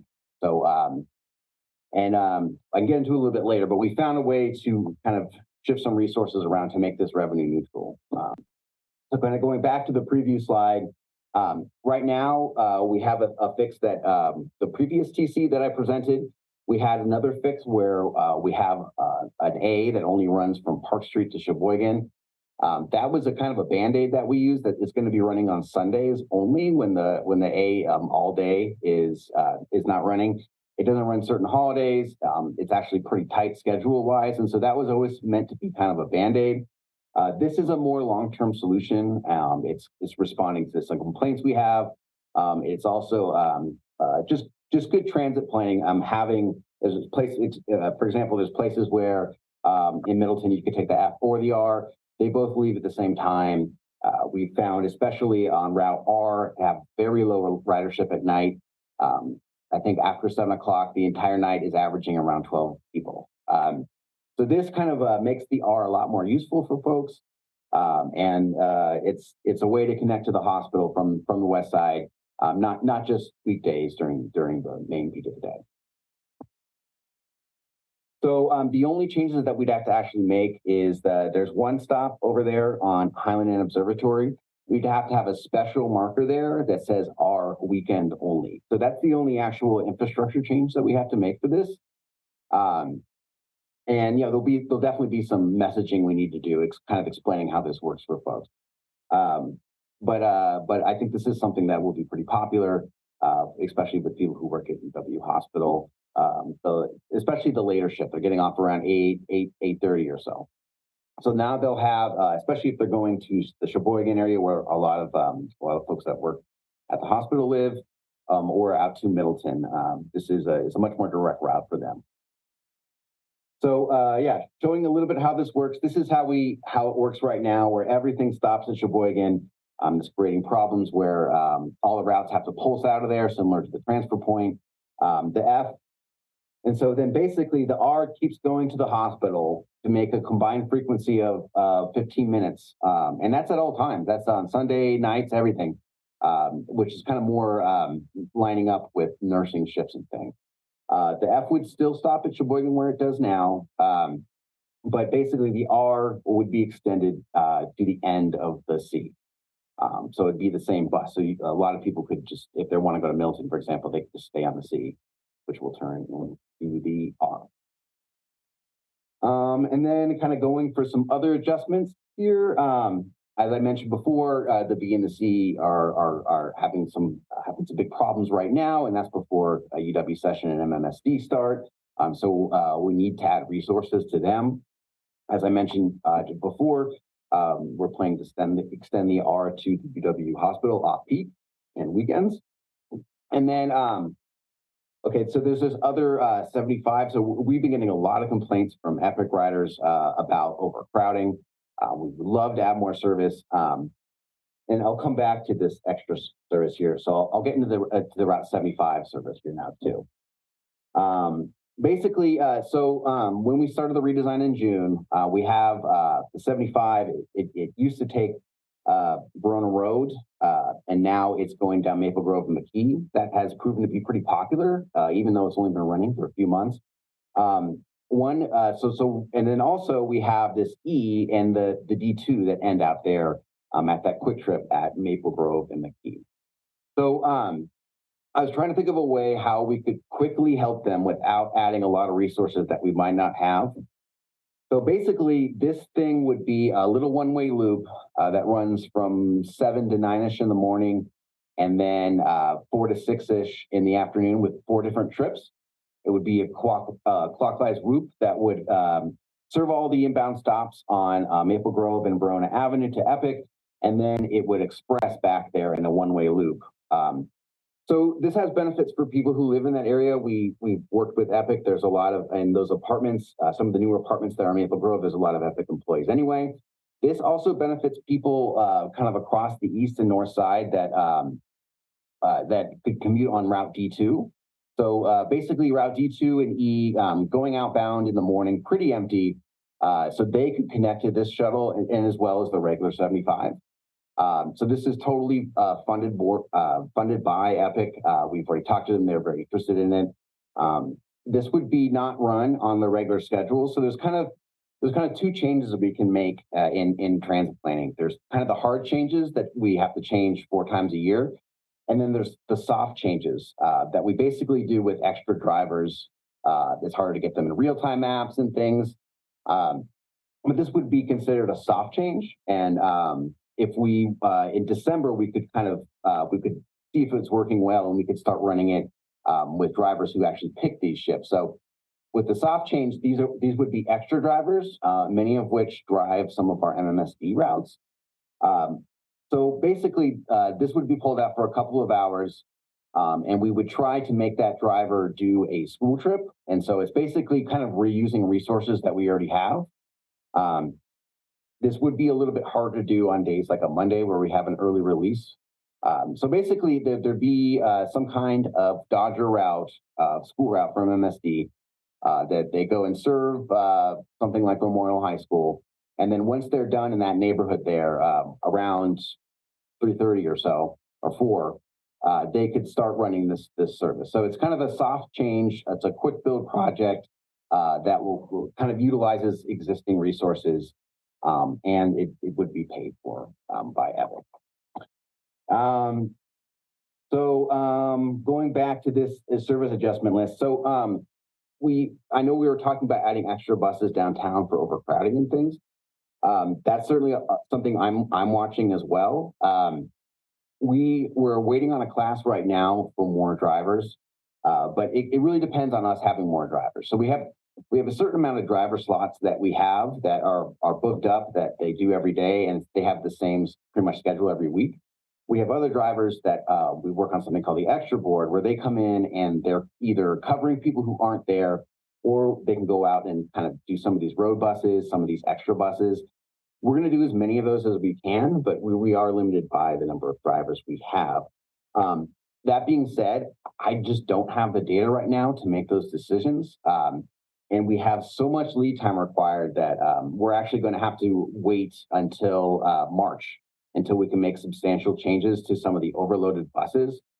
That is just an artifact of all of the lead time required to make these changes. So I'm trying to anticipate as much as I can. Like that's why some of we were talking about the stop consolidation before with some of the buses that are late right now. But a lot of the stuff we really need like at least a month's worth of data with the UW session to make some of these decisions. So, unfortunately, that means that we won't be able to be as nimble as some people would like. And so we won't be able to make a bunch of bus ads in December because we don't have time with the lead time and all the outreach and other things we need to do. But that being said, certainly we love the ridership. We would love to accommodate all that late demand out there. So we'll be trying to add buses as much as we can to some of our most crowded routes. But those will major changes will have to wait till March. That being said, so there's a couple of other minor running time adjustments that we could do with the information we have, especially for the weekends. We find that weekends are pretty consistent throughout the year. Nights are rather consistent throughout the year. So we're some of the data that we have is probably more valuable because it won't change very much. But the weekday data is going to change a lot once the UW session started. So we have some limited kind of trip time balancing things based on some of the complaints we got, based on some of the data that we do have. So yeah, we have some complaints, for example, Route P and Route A aren't connecting very well. So we're going to try to fix that. We do have some resources that we kind of shifted around. The O and the J on the weekends, especially at nights. There was kind of some extra slack in there that we actually took to pay for the C and the R connection. So that actually doesn't change their revenue schedules. There's just a certain amount of time about how the buses connect to each other, how much break time there is and things. And there was just kind of extra room to spend on the C, the R. And then we're also looking at some of the other connections that we have, especially kind of off peak when we're running half the frequency we normally run at places like the South Transfer Point. That's pretty much being used similar to where it was before the redesign. It has very good ridership. We're watching patterns there and trying as best we can to time some of these off peak buses that are a little bit less frequent. Much bigger penalty if you miss a bus. And with that being said, that's what we can do so far with the data we have. Staff is continuously looking at all the ridership and running times, but we're just eagerly waiting for the UW session because that data is going to be very valuable. It's going to kind of change the paradigm a little bit. But unfortunately, with our lead time, we can't make changes right after we get the data. We need the lead. So that being said, I'll open up the questions. Hey, comments or questions? Further, Sean or Mick? I'm not seeing any hands. So it sounds like there's going to be some public information sessions held. I think you said September 14th. Was it, Mick? Yeah, correct. Yeah. Yes. So what comes back and gets distributed for the public hearing won't look exactly probably like what we're seeing tonight, depending on the public feedback. So if people don't have any other comments or questions, I would need a motion to approve holding the public hearing on September 27th, 2023 at 6 o'clock. But welcome to have more discussion if people want to. Chris? Yeah, thanks for all the work on this. I will vote for the public hearing now. Okay, so there's a motion. Pepe? I second. Okay, there's a motion and a second. Is there further discussion? Okay, Pepe, your hand's up. Did you have further discussion or no? Okay. All right, I'm going to assume a unanimous consent vote on holding the public hearing on September 27th at 6 o'clock. If anybody wishes to vote no or abstain or have a roll call vote, please raise your hand. Okay, I'm seeing no hands. The motion is carried. And thanks for all your work. I know it's been a process. We've already had some refinements. And I think you're being very responsive in how you're handling it, and everybody really appreciates that. So we'll look forward to hearing more from you. Thank you very much. Okay. All right. So next we have TC practices of equity and inclusion.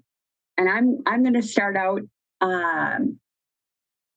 with just a brief introduction and then invite comments from everybody with regard to the action memo that's included regarding TC practices of equity and inclusion. And there's a summary document that goes all the way back to when TC was originally formed back in 2018 with regard to our efforts with regard to equity and inclusion. The primary focus of the discussion is just to summarize the past work, to reinforce the ongoing commitment of the Transportation Commission to include racial equity and social justice in its work on a continuing, ongoing, consistent basis, and to have continuing discussions here at TC about equity and inclusion. Because it is such an important part of our work. And we're talking about it now. We talked about it at the old TC in April, but we're talking about it again tonight because we have a new body, a new recreated Transportation Commission. And with the merger of TC and TPPB together, our responsibilities are even greater than they were at the Transportation Commission.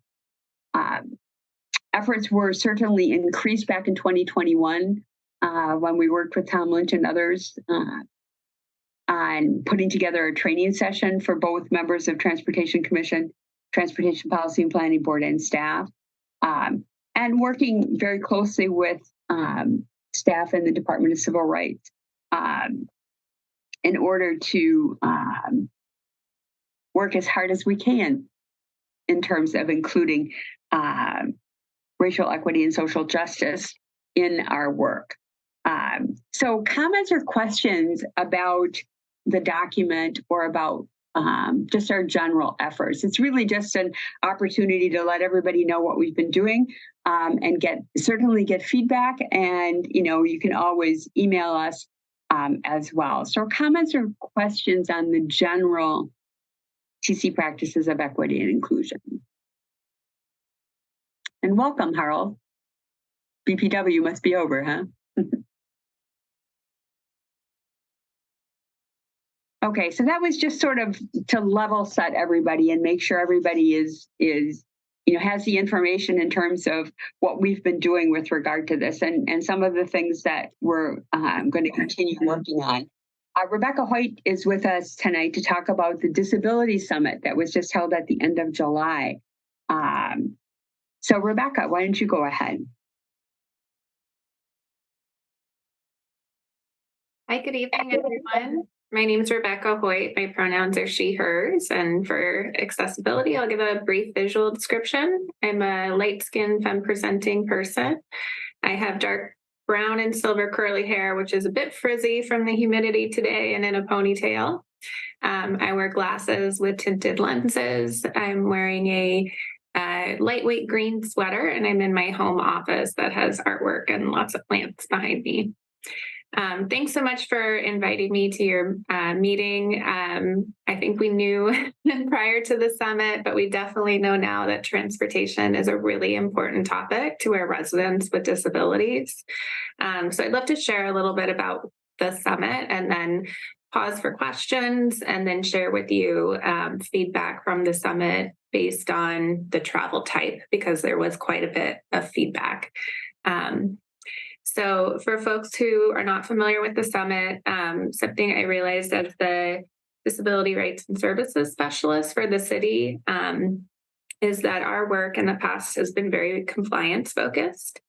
And that focus has not been meeting the needs of our residents. And being a innovative, progressive city, I think that we can take on different types of work and a different approach to how we serve folks within Madison.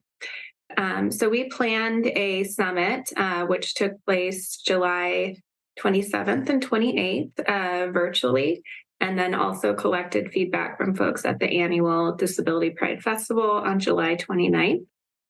The virtual summit included some workshops, keynote speakers. We had lots of participation from members of the legislature, and the majority of our speakers were people with disabilities, either local or leaders throughout the country. We had over 80 residents attend, and in either identity or topic-based breakout rooms, provide feedback about what they would like to see in a city plan around disability. That would include decision-making principles, priority areas, and strategies for public engagement. We did have a breakout room that was specific to the topic of transportation, but we received input about transportation in almost every breakout room. So you guys are doing very important work. And I appreciate the opportunity to share about the summit with you.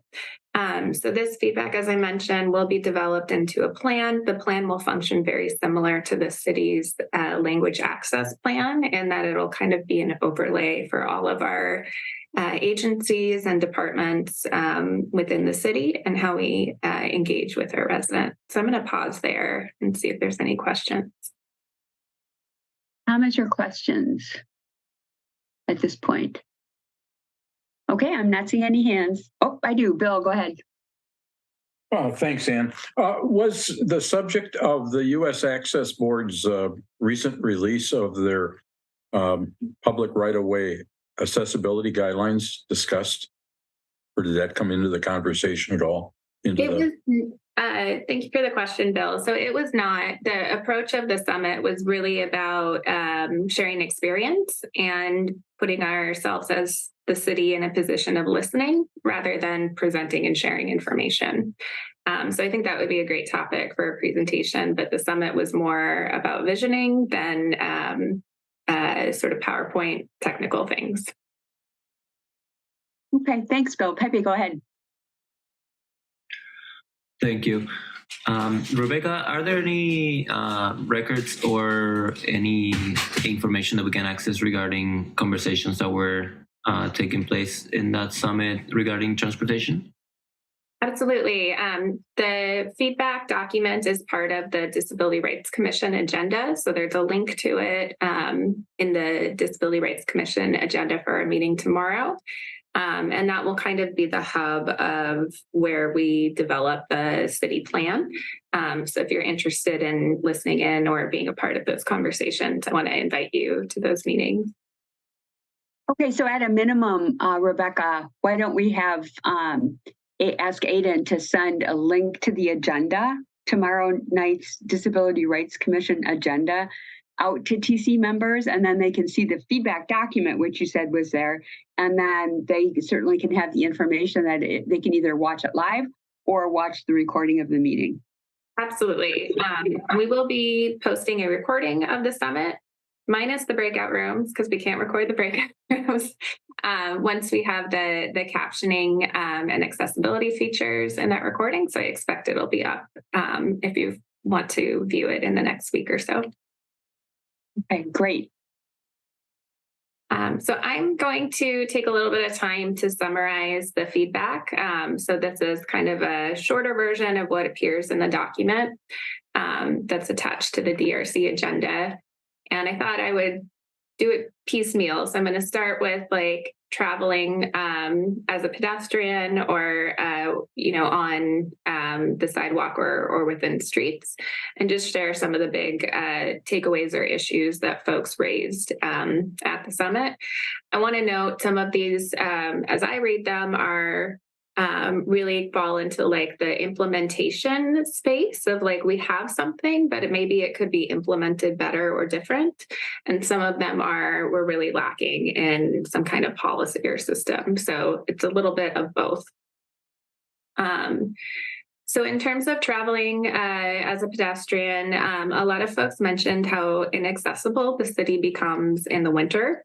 Particularly with clearing snow around curb cuts and being able to get in and out of parking lots.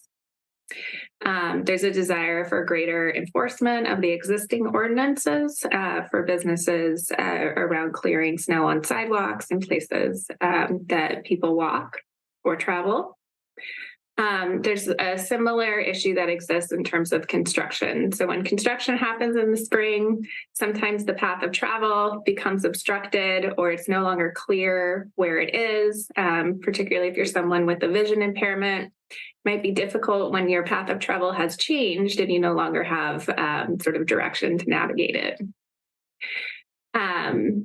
There's a desire for prioritizing repairs in high traffic areas like the Square, Overture Center, State Street, and the Capitol Square.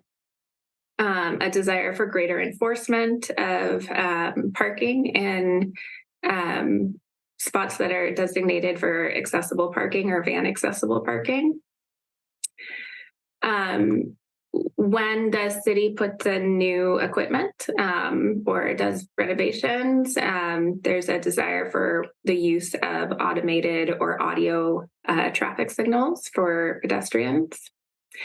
And then more consideration needs to be made around many of the intersections where there are more than two streets that cross. There's some concern that just general is not great design for folks with disabilities. And the big takeaway is people really feel these things are affecting their ability to safely travel in their. So I'm going to pause there and see if there's any questions or discussion. Comments or questions at this point? Okay, I'm seeing no hands, Rebecca. All right, thank you. I pause a lot, so bear with me. Sure. So for drivers, I mentioned concern about lack of enforcement around parking spaces that are designated for folks with disabilities. There's also a note about a lack of consistency of gas stations that offer at the pump assistance or not. And so ones that maybe say they do aren't consistent about doing it, or not everybody says they offer that support. So that is our driver feedback. I'll pause there. Comments or questions? Okay. All right. So for the people who travel by bus, I'm just going to be a little bit concise in that I think there's a lot of hurt feelings and impact that folks are having around the Metro redesign. There are a number of folks who express concern about losing their stop or no longer being able to access the bus system, or feeling like they tried to participate in the process but didn't feel heard. So there's also the ask that like not just routes, but every aspect of transportation really needs to have some type of consultation with folks from the disability community, including stops, bus routes, the behavior of drivers, route planning tools, information about schedules, sort of all the things, because if one piece isn't working for someone, it impacts their ability to navigate the full system. Also, folks with disabilities would like to be able to travel throughout the city of Madison, not just to particular neighborhoods. And there's a feeling that it's not consistent access to transportation where you live or where you work, that you may be able to travel to downtown, but maybe not to your friend's house. So that was a concern. And then I'm going to read a quote from one of the participants.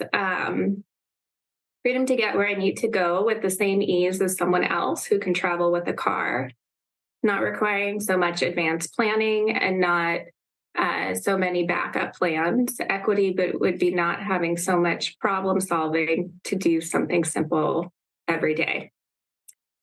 And then also wanting more accessibility features to be installed in buses themselves. So I'll pause there. Comments or questions?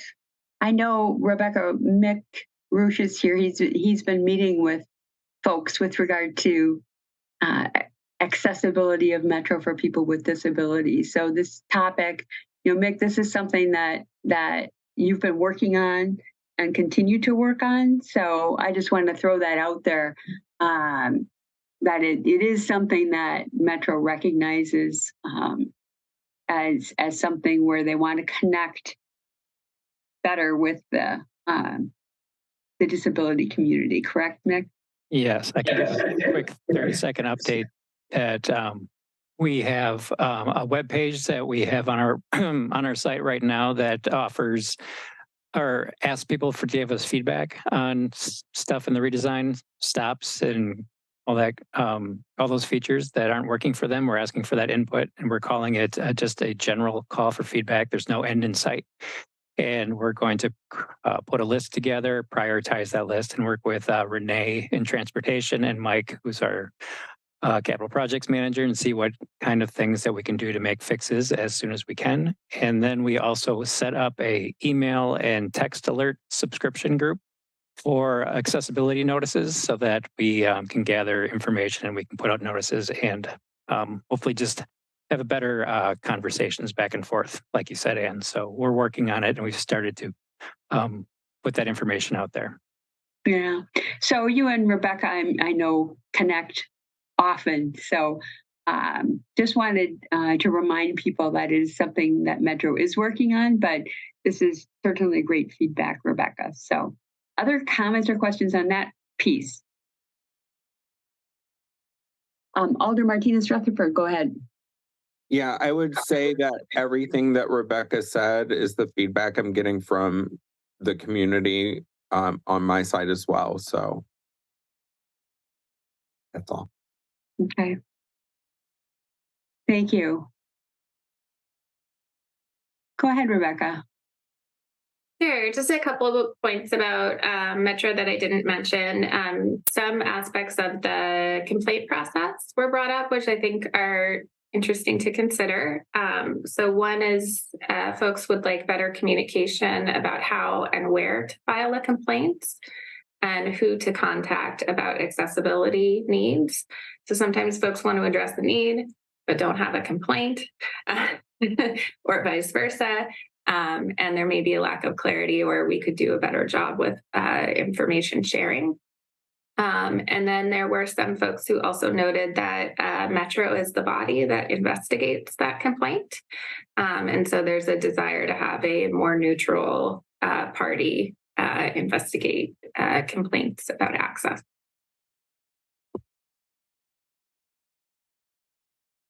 And so I'm going to move on to paratransit.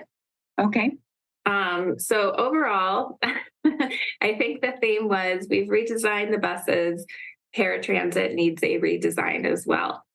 There were several comments about it not feeling like an equitable alternative to the bus, that it feels like segregation. There are a number of concerns that are included in the document, including lack of public knowledge about eligibility, concerns about during COVID, you could get a presumptive eligibility for paratransit, but now you actually have to go in and be physically assessed. There was folks would like Zoom or phone appointments rather than having to physically go into the office. I also understand the office may have moved.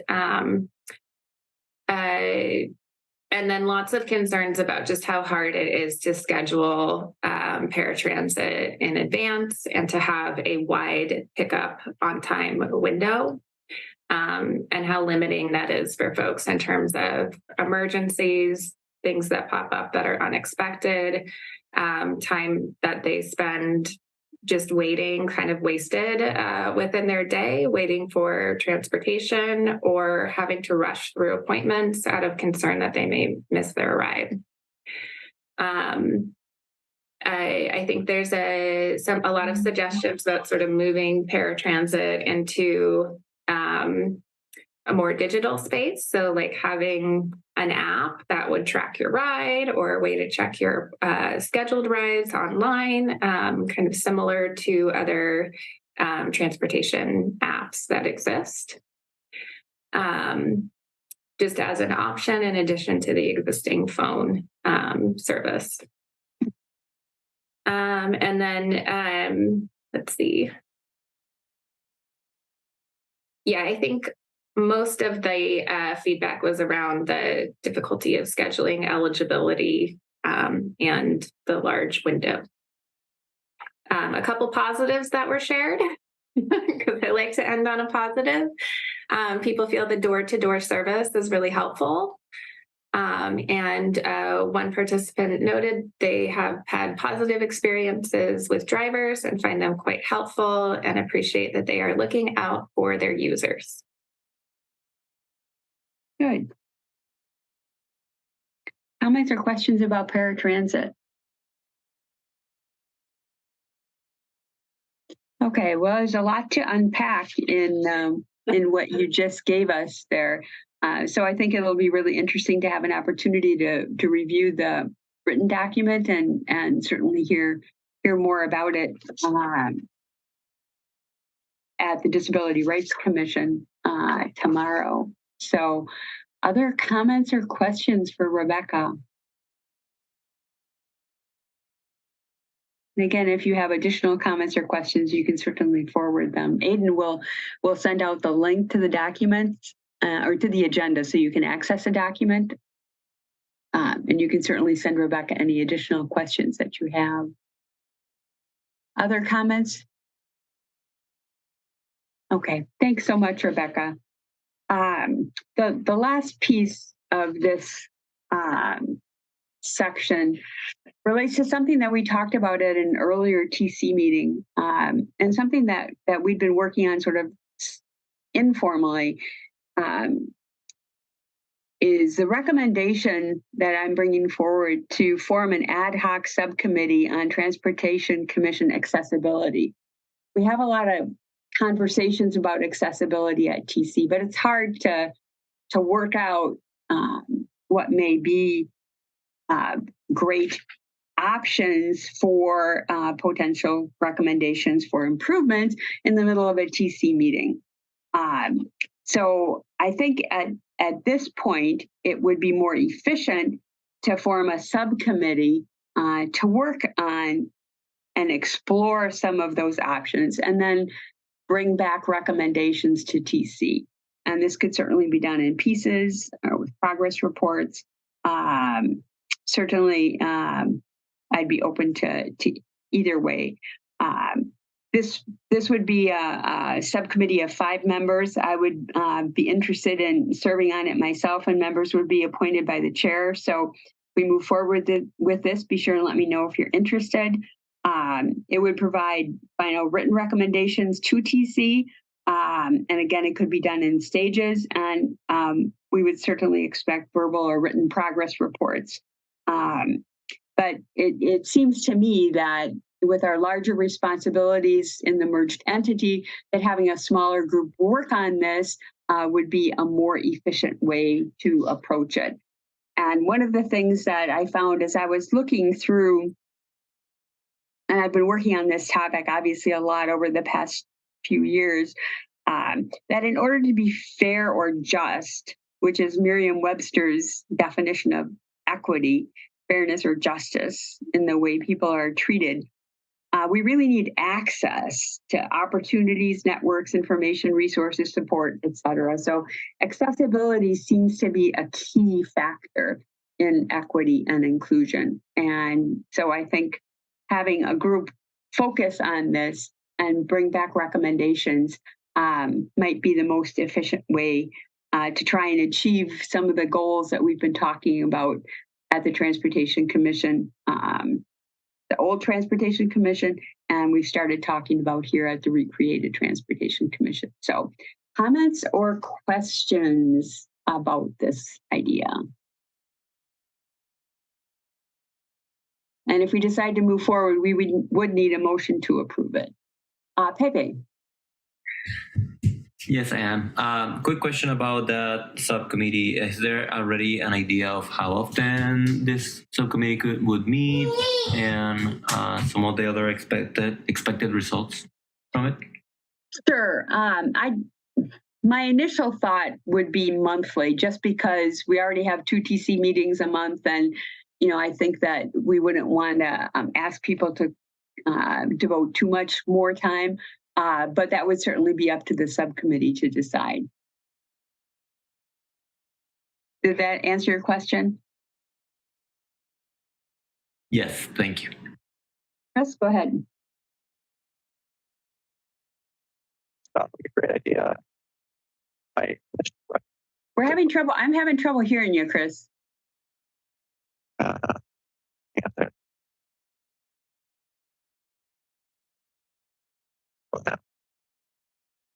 It's kind of garbled. Okay. How about now? Yeah, that's better. Thanks. Okay. So it seems like a great idea. I'm wondering something that I also wondered when we did the equity inclusion training, which is this something that TC should really be tackling on its own? Or, is there initiative citywide to make commissions and meetings more accessible? That would be a better place to tackle some of those issues. Yeah, and I think that there is Alder Martinez Rutherford. Maybe you know the answer to that. I think that it's being worked on citywide, but I think we've been working with the Department of Civil Rights to sort of figure out in our niche in the world of transportation how we can sort of focus on that at TC. Go ahead, Alder. I'm not 100% sure on what the city's doing fully, but I know that it's, a big concern for us. I was going to say I'm on the Equal Opportunities Commission too. So we talk about transportation a lot when we're having our discussions. So I think this would be a really great idea. And I wonder if it would be helpful to work with the EOC to maybe do a joint commission subcommittee or something. I mean, it is possible that we'd have to, instead of approving it tonight, we'd have to do it in a little bit different format. We had the last time we did a joint subcommittee with the Transportation Policy and Planning Board on Traffic Calming Subcommittee. So there is, I know we can do it. It's in the ordinances that we could certainly do that. I think the Disability Rights Commission works on some of these things. There's, a lot of folks on TC are also on other boards, committees, and commissions who are working on transportation-related issues, and certainly probably working on accessibility as well. So, I'm trying to figure out how we can move forward on some of the things that we've talked about in a more efficient manner than taking up all of our time and just kind of spitballing, and trying to figure out our way and try and have a more organized approach. Is the Equal Opportunities Commission working on accessibility in particular? We're always discussing those things of how anything works, that we are looking at how it impacts different abilities and such. So it may not be a great idea, may be inefficient, but I just thought I'd. Yeah. Yeah. And I know that, Chris, I know that that the Common Council has an engagement person, I believe, that they've hired, and maybe Alder Figueroa Cole can answer that question. So I know this is something the city is working on. I'm just trying to move us forward in our little corner of the world. Alder, go ahead. So I guess, are you asking for a ad hoc to deal with accessibility for transportation or accessibility to the meeting of transportation? It's accessibility of the Transportation Commission to its members, the TC members, in terms of materials, able to participate, et cetera, and to the public. So it's accessibility for everybody, related specifically to the Transportation Commission, because that's all we really have control over. I was just wondering if we were talking about transportation specifically or meeting, regarding the meeting. So I think the answer to Chris is yes. I think that is a discussion that has been up on the air throughout all the different committees, including the council. But it hasn't. There has been some others that had placed interest on using, for example, allowing people to use the video, having the meetings be closed caption. There has been all of those things that have been brought up to the IT department, and I'm pretty sure they're working on those things, but officially the council hasn't pushed for it, by an ordinance or a resolution. And I think the biggest push that we had, and that took a little bit of pushing, was to have the council meetings hybrid after, when we move on from the COVID into coming back into the chambers. So initially we were supposed to just go back into chambers and go back to the old ways, and we had to kind of put a little bit of a fight there to make sure that the meetings were accessible both ways. So I can work with Dina, and I can point her on the right direction to get the answers to your questions, and then maybe you can get that information in your next meeting. But I know at the end of the day, IT is kind of the one that will have to manage most of those things. So we can find out if that's a budget issue or if there's any, or what's the, or if there's an update on any statuses on that regard. But from my perspective, from my side as an elder, we have talked about these issues often. It's just nothing has been formalized. So. Thanks, Alder. And from an accessibility standpoint, we're talking about materials that are presented. We're talking about, you know, who we can connect with, all of, and not just meeting format. It's you know, all different types of accessibility. Yeah. So, and then when it comes to the, like, for example, like language is a huge thing, and we do have some things in place. But from a native Spanish speaking person, it is one of my biggest. I mean, it is one of my biggest concerns because the tools that we currently use are really not the best tools either. And having something translated in, like, for example, for me, I can read Spanish and understand it fully. So to read something in Spanish that confuses me is really, you know what I mean? Like, it's not serving the best purpose either. And often I see these translations that are confusing, that, again, that's another little sector that I've been working on my side on it. So I think having a ad hoc or transportation perspective, and you guys be I think will be great. I think it will be an amazing thing to help us push the envelope. But I'm sure also that your time, you know, finding the time to do that will be critical. But I don't see any. I think that would be amazing if a committee like this one will take the lead and be there, you know, the catalyst for change that we need at the city, at the regular, you know, at the top level. So yes, we have been talking about it, but I don't think much has been. I don't know what has been done. Let's put it. I don't want to say nothing has been done because maybe something has been done, but I don't know. Thanks, Alder. Chris, go ahead. Thanks, both alders, for the background. That was helpful. I think I don't know. My 2 cents is we just heard a bunch of accessibility issues from Rebecca. You know, directly related to transportation, including some alarming paratransit stuff, and you know, all things that we might want to tackle.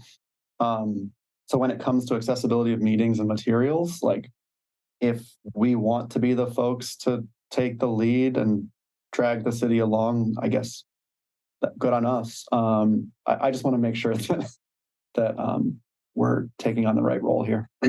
Yeah, and based on it's interesting because based on the conversations and the other items that we've had tonight, it may be bigger than just an ad hoc subcommittee.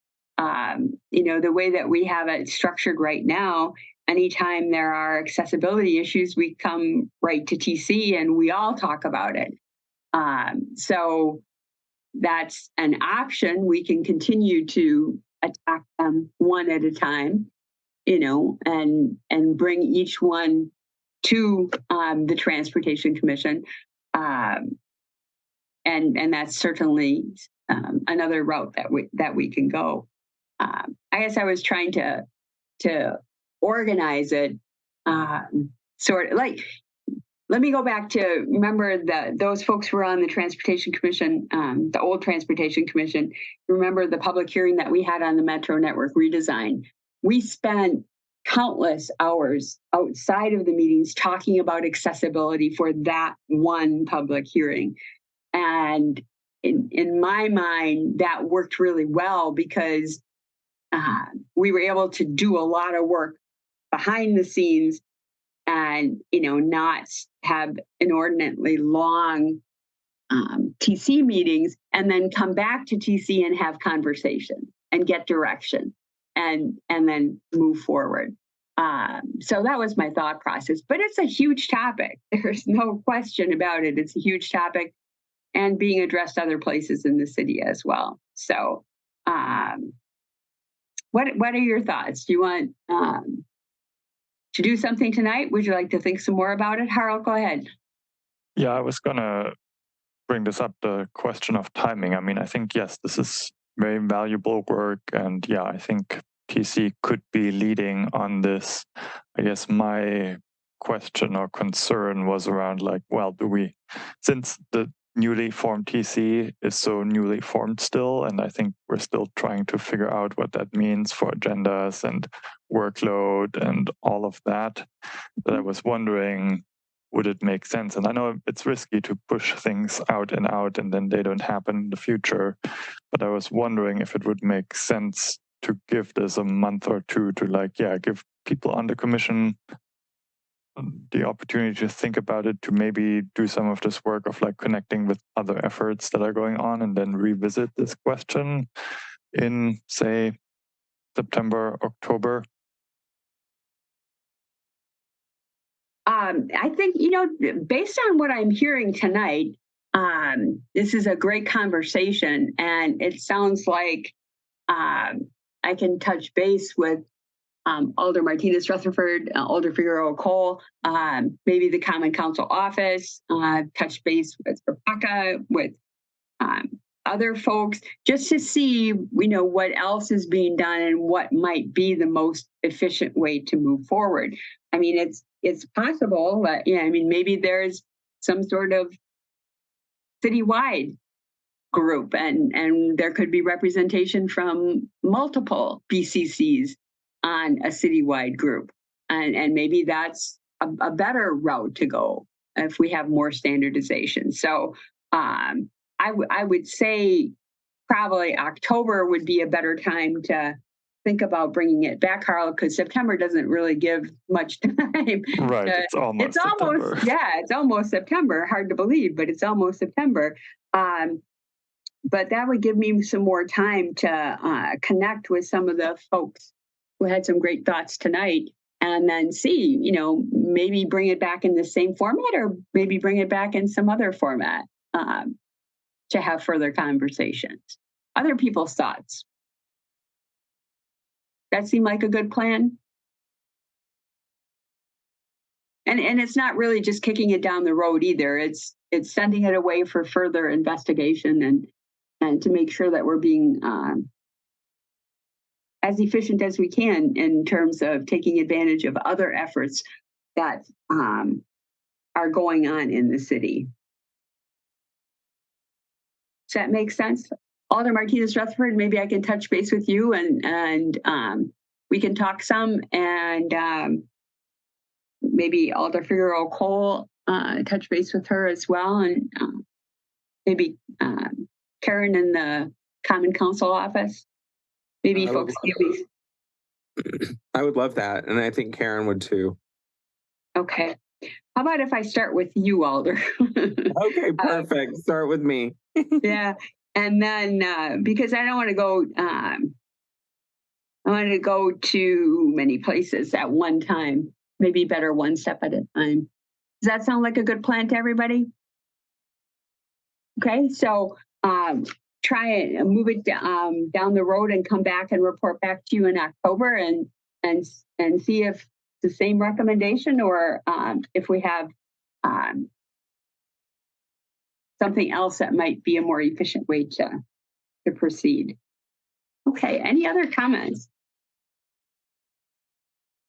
Okay, thanks. All right, so item 6 is our crossover reports.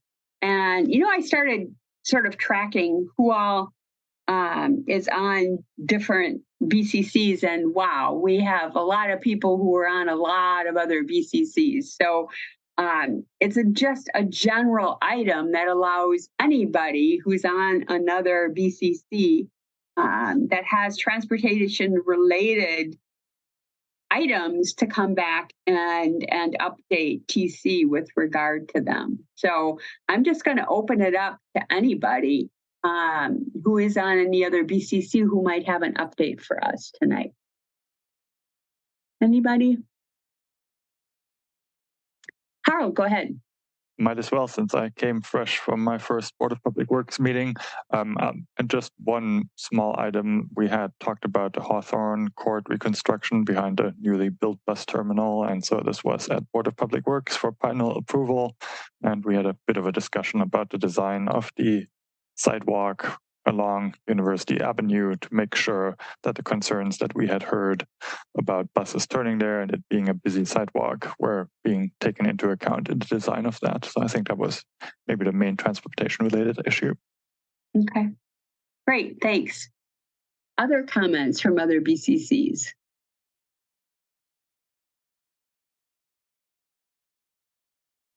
Okay, thanks everybody. Oh, Robbie, go ahead. I was just gonna say my first meeting of the Joint Campus Area Committee is tomorrow. Okay. You know, if there's, it looks from the agenda, it looks like there's lots of projects on campus that may or may not affect transportation. So I'll let you know when next month. Okay, well, the idea is to just keep this general topic on the agenda, and whoever has anything to report back, this will be your opportunity. Oh, Payday, we have another person who's joined us, huh? Look, hello. Great, thanks. Anybody else with any other reports back? Okay, thanks. General announcements. I've been talking with folks at Metro Transit and also with Eric in the City Attorney's Office, and actually just had some emails back and forth yesterday and today. And so I think we have a lot of the logistics worked out on the tour of Metro Transit. So we'll be, I'll be sending an email tomorrow to Aiden, and you should be looking for, you should look for a doodle poll to find the best date and time coming soon. So, oh, and Eric, looks like Eric has somebody else joining us too. Hello, nice, great, thanks. Oh, great, wonderful. See, attending virtually allows us a lot of room, doesn't it? To connect the family as well. So that was the only other announcement that I had this evening. So again, we're working on that offline, and we'll bring. You should be seeing more information soon. In terms of future agenda items, the September 13th meeting already had quite a lot of potential items on it.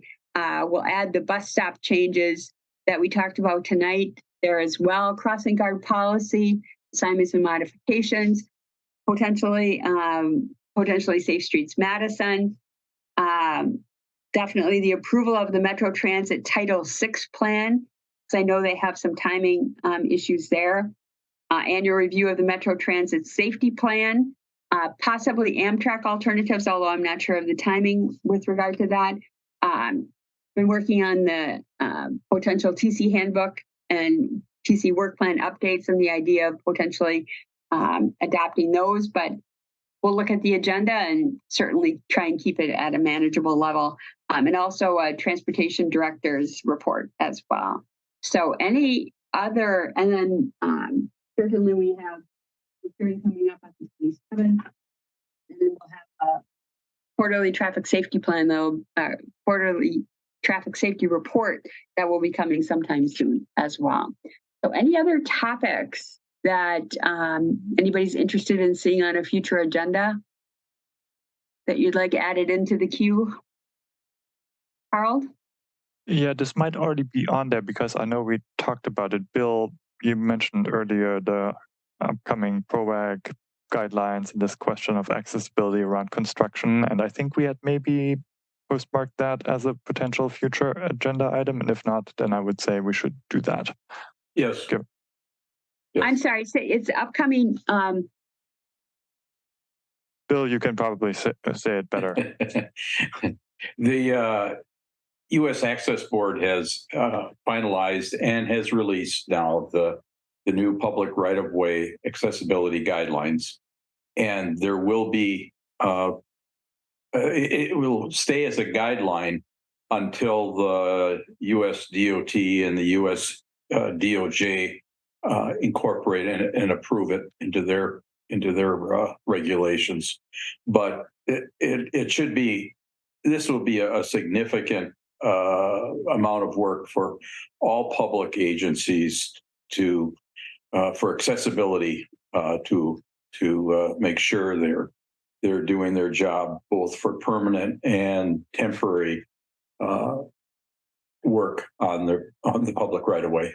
Everything from sidewalks to crosswalks to traffic signals to you name it. It's going to be a lot of work, and the DOT at the city, as well as engineering, will have to come up to speed. The guidelines are available now, but this will be a lot of work, and I think people on the commission should be aware of some of these things. And I think that Rebecca, I see that she's off now, but some of those things that are in her or that were brought up at the hearing or the meeting that they had, the accessibility for signals, for instance, for that's available now, and and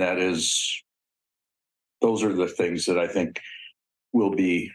I think it would be interesting for the commission to know how the city is progressing as far as working on taking those guidelines now and making changes to city policies and standards. And it's not going to be just one department. I think, just as an example, is building inspectors. Sure. How they provide access for pedestrians on streets that have building construction. So, I mean, there's a lot of details that are going to take a lot of work by a lot of different people in every public agency. So an update to TC about the city's plans with regard to this. Yeah, and if they have anybody that makes sure it's on the city's radar. Okay, all right. I will add that to the list and check in with staff when we have our next agenda meeting. Any great suggestions? Any other comments? Okay. All right. We need a motion to adjourn. Harold. Move adjournment. And Bill. Second. Okay. And I'm going to assume unanimous consent vote because nobody's ever voted no. So thanks, everybody. Take care. Thank you.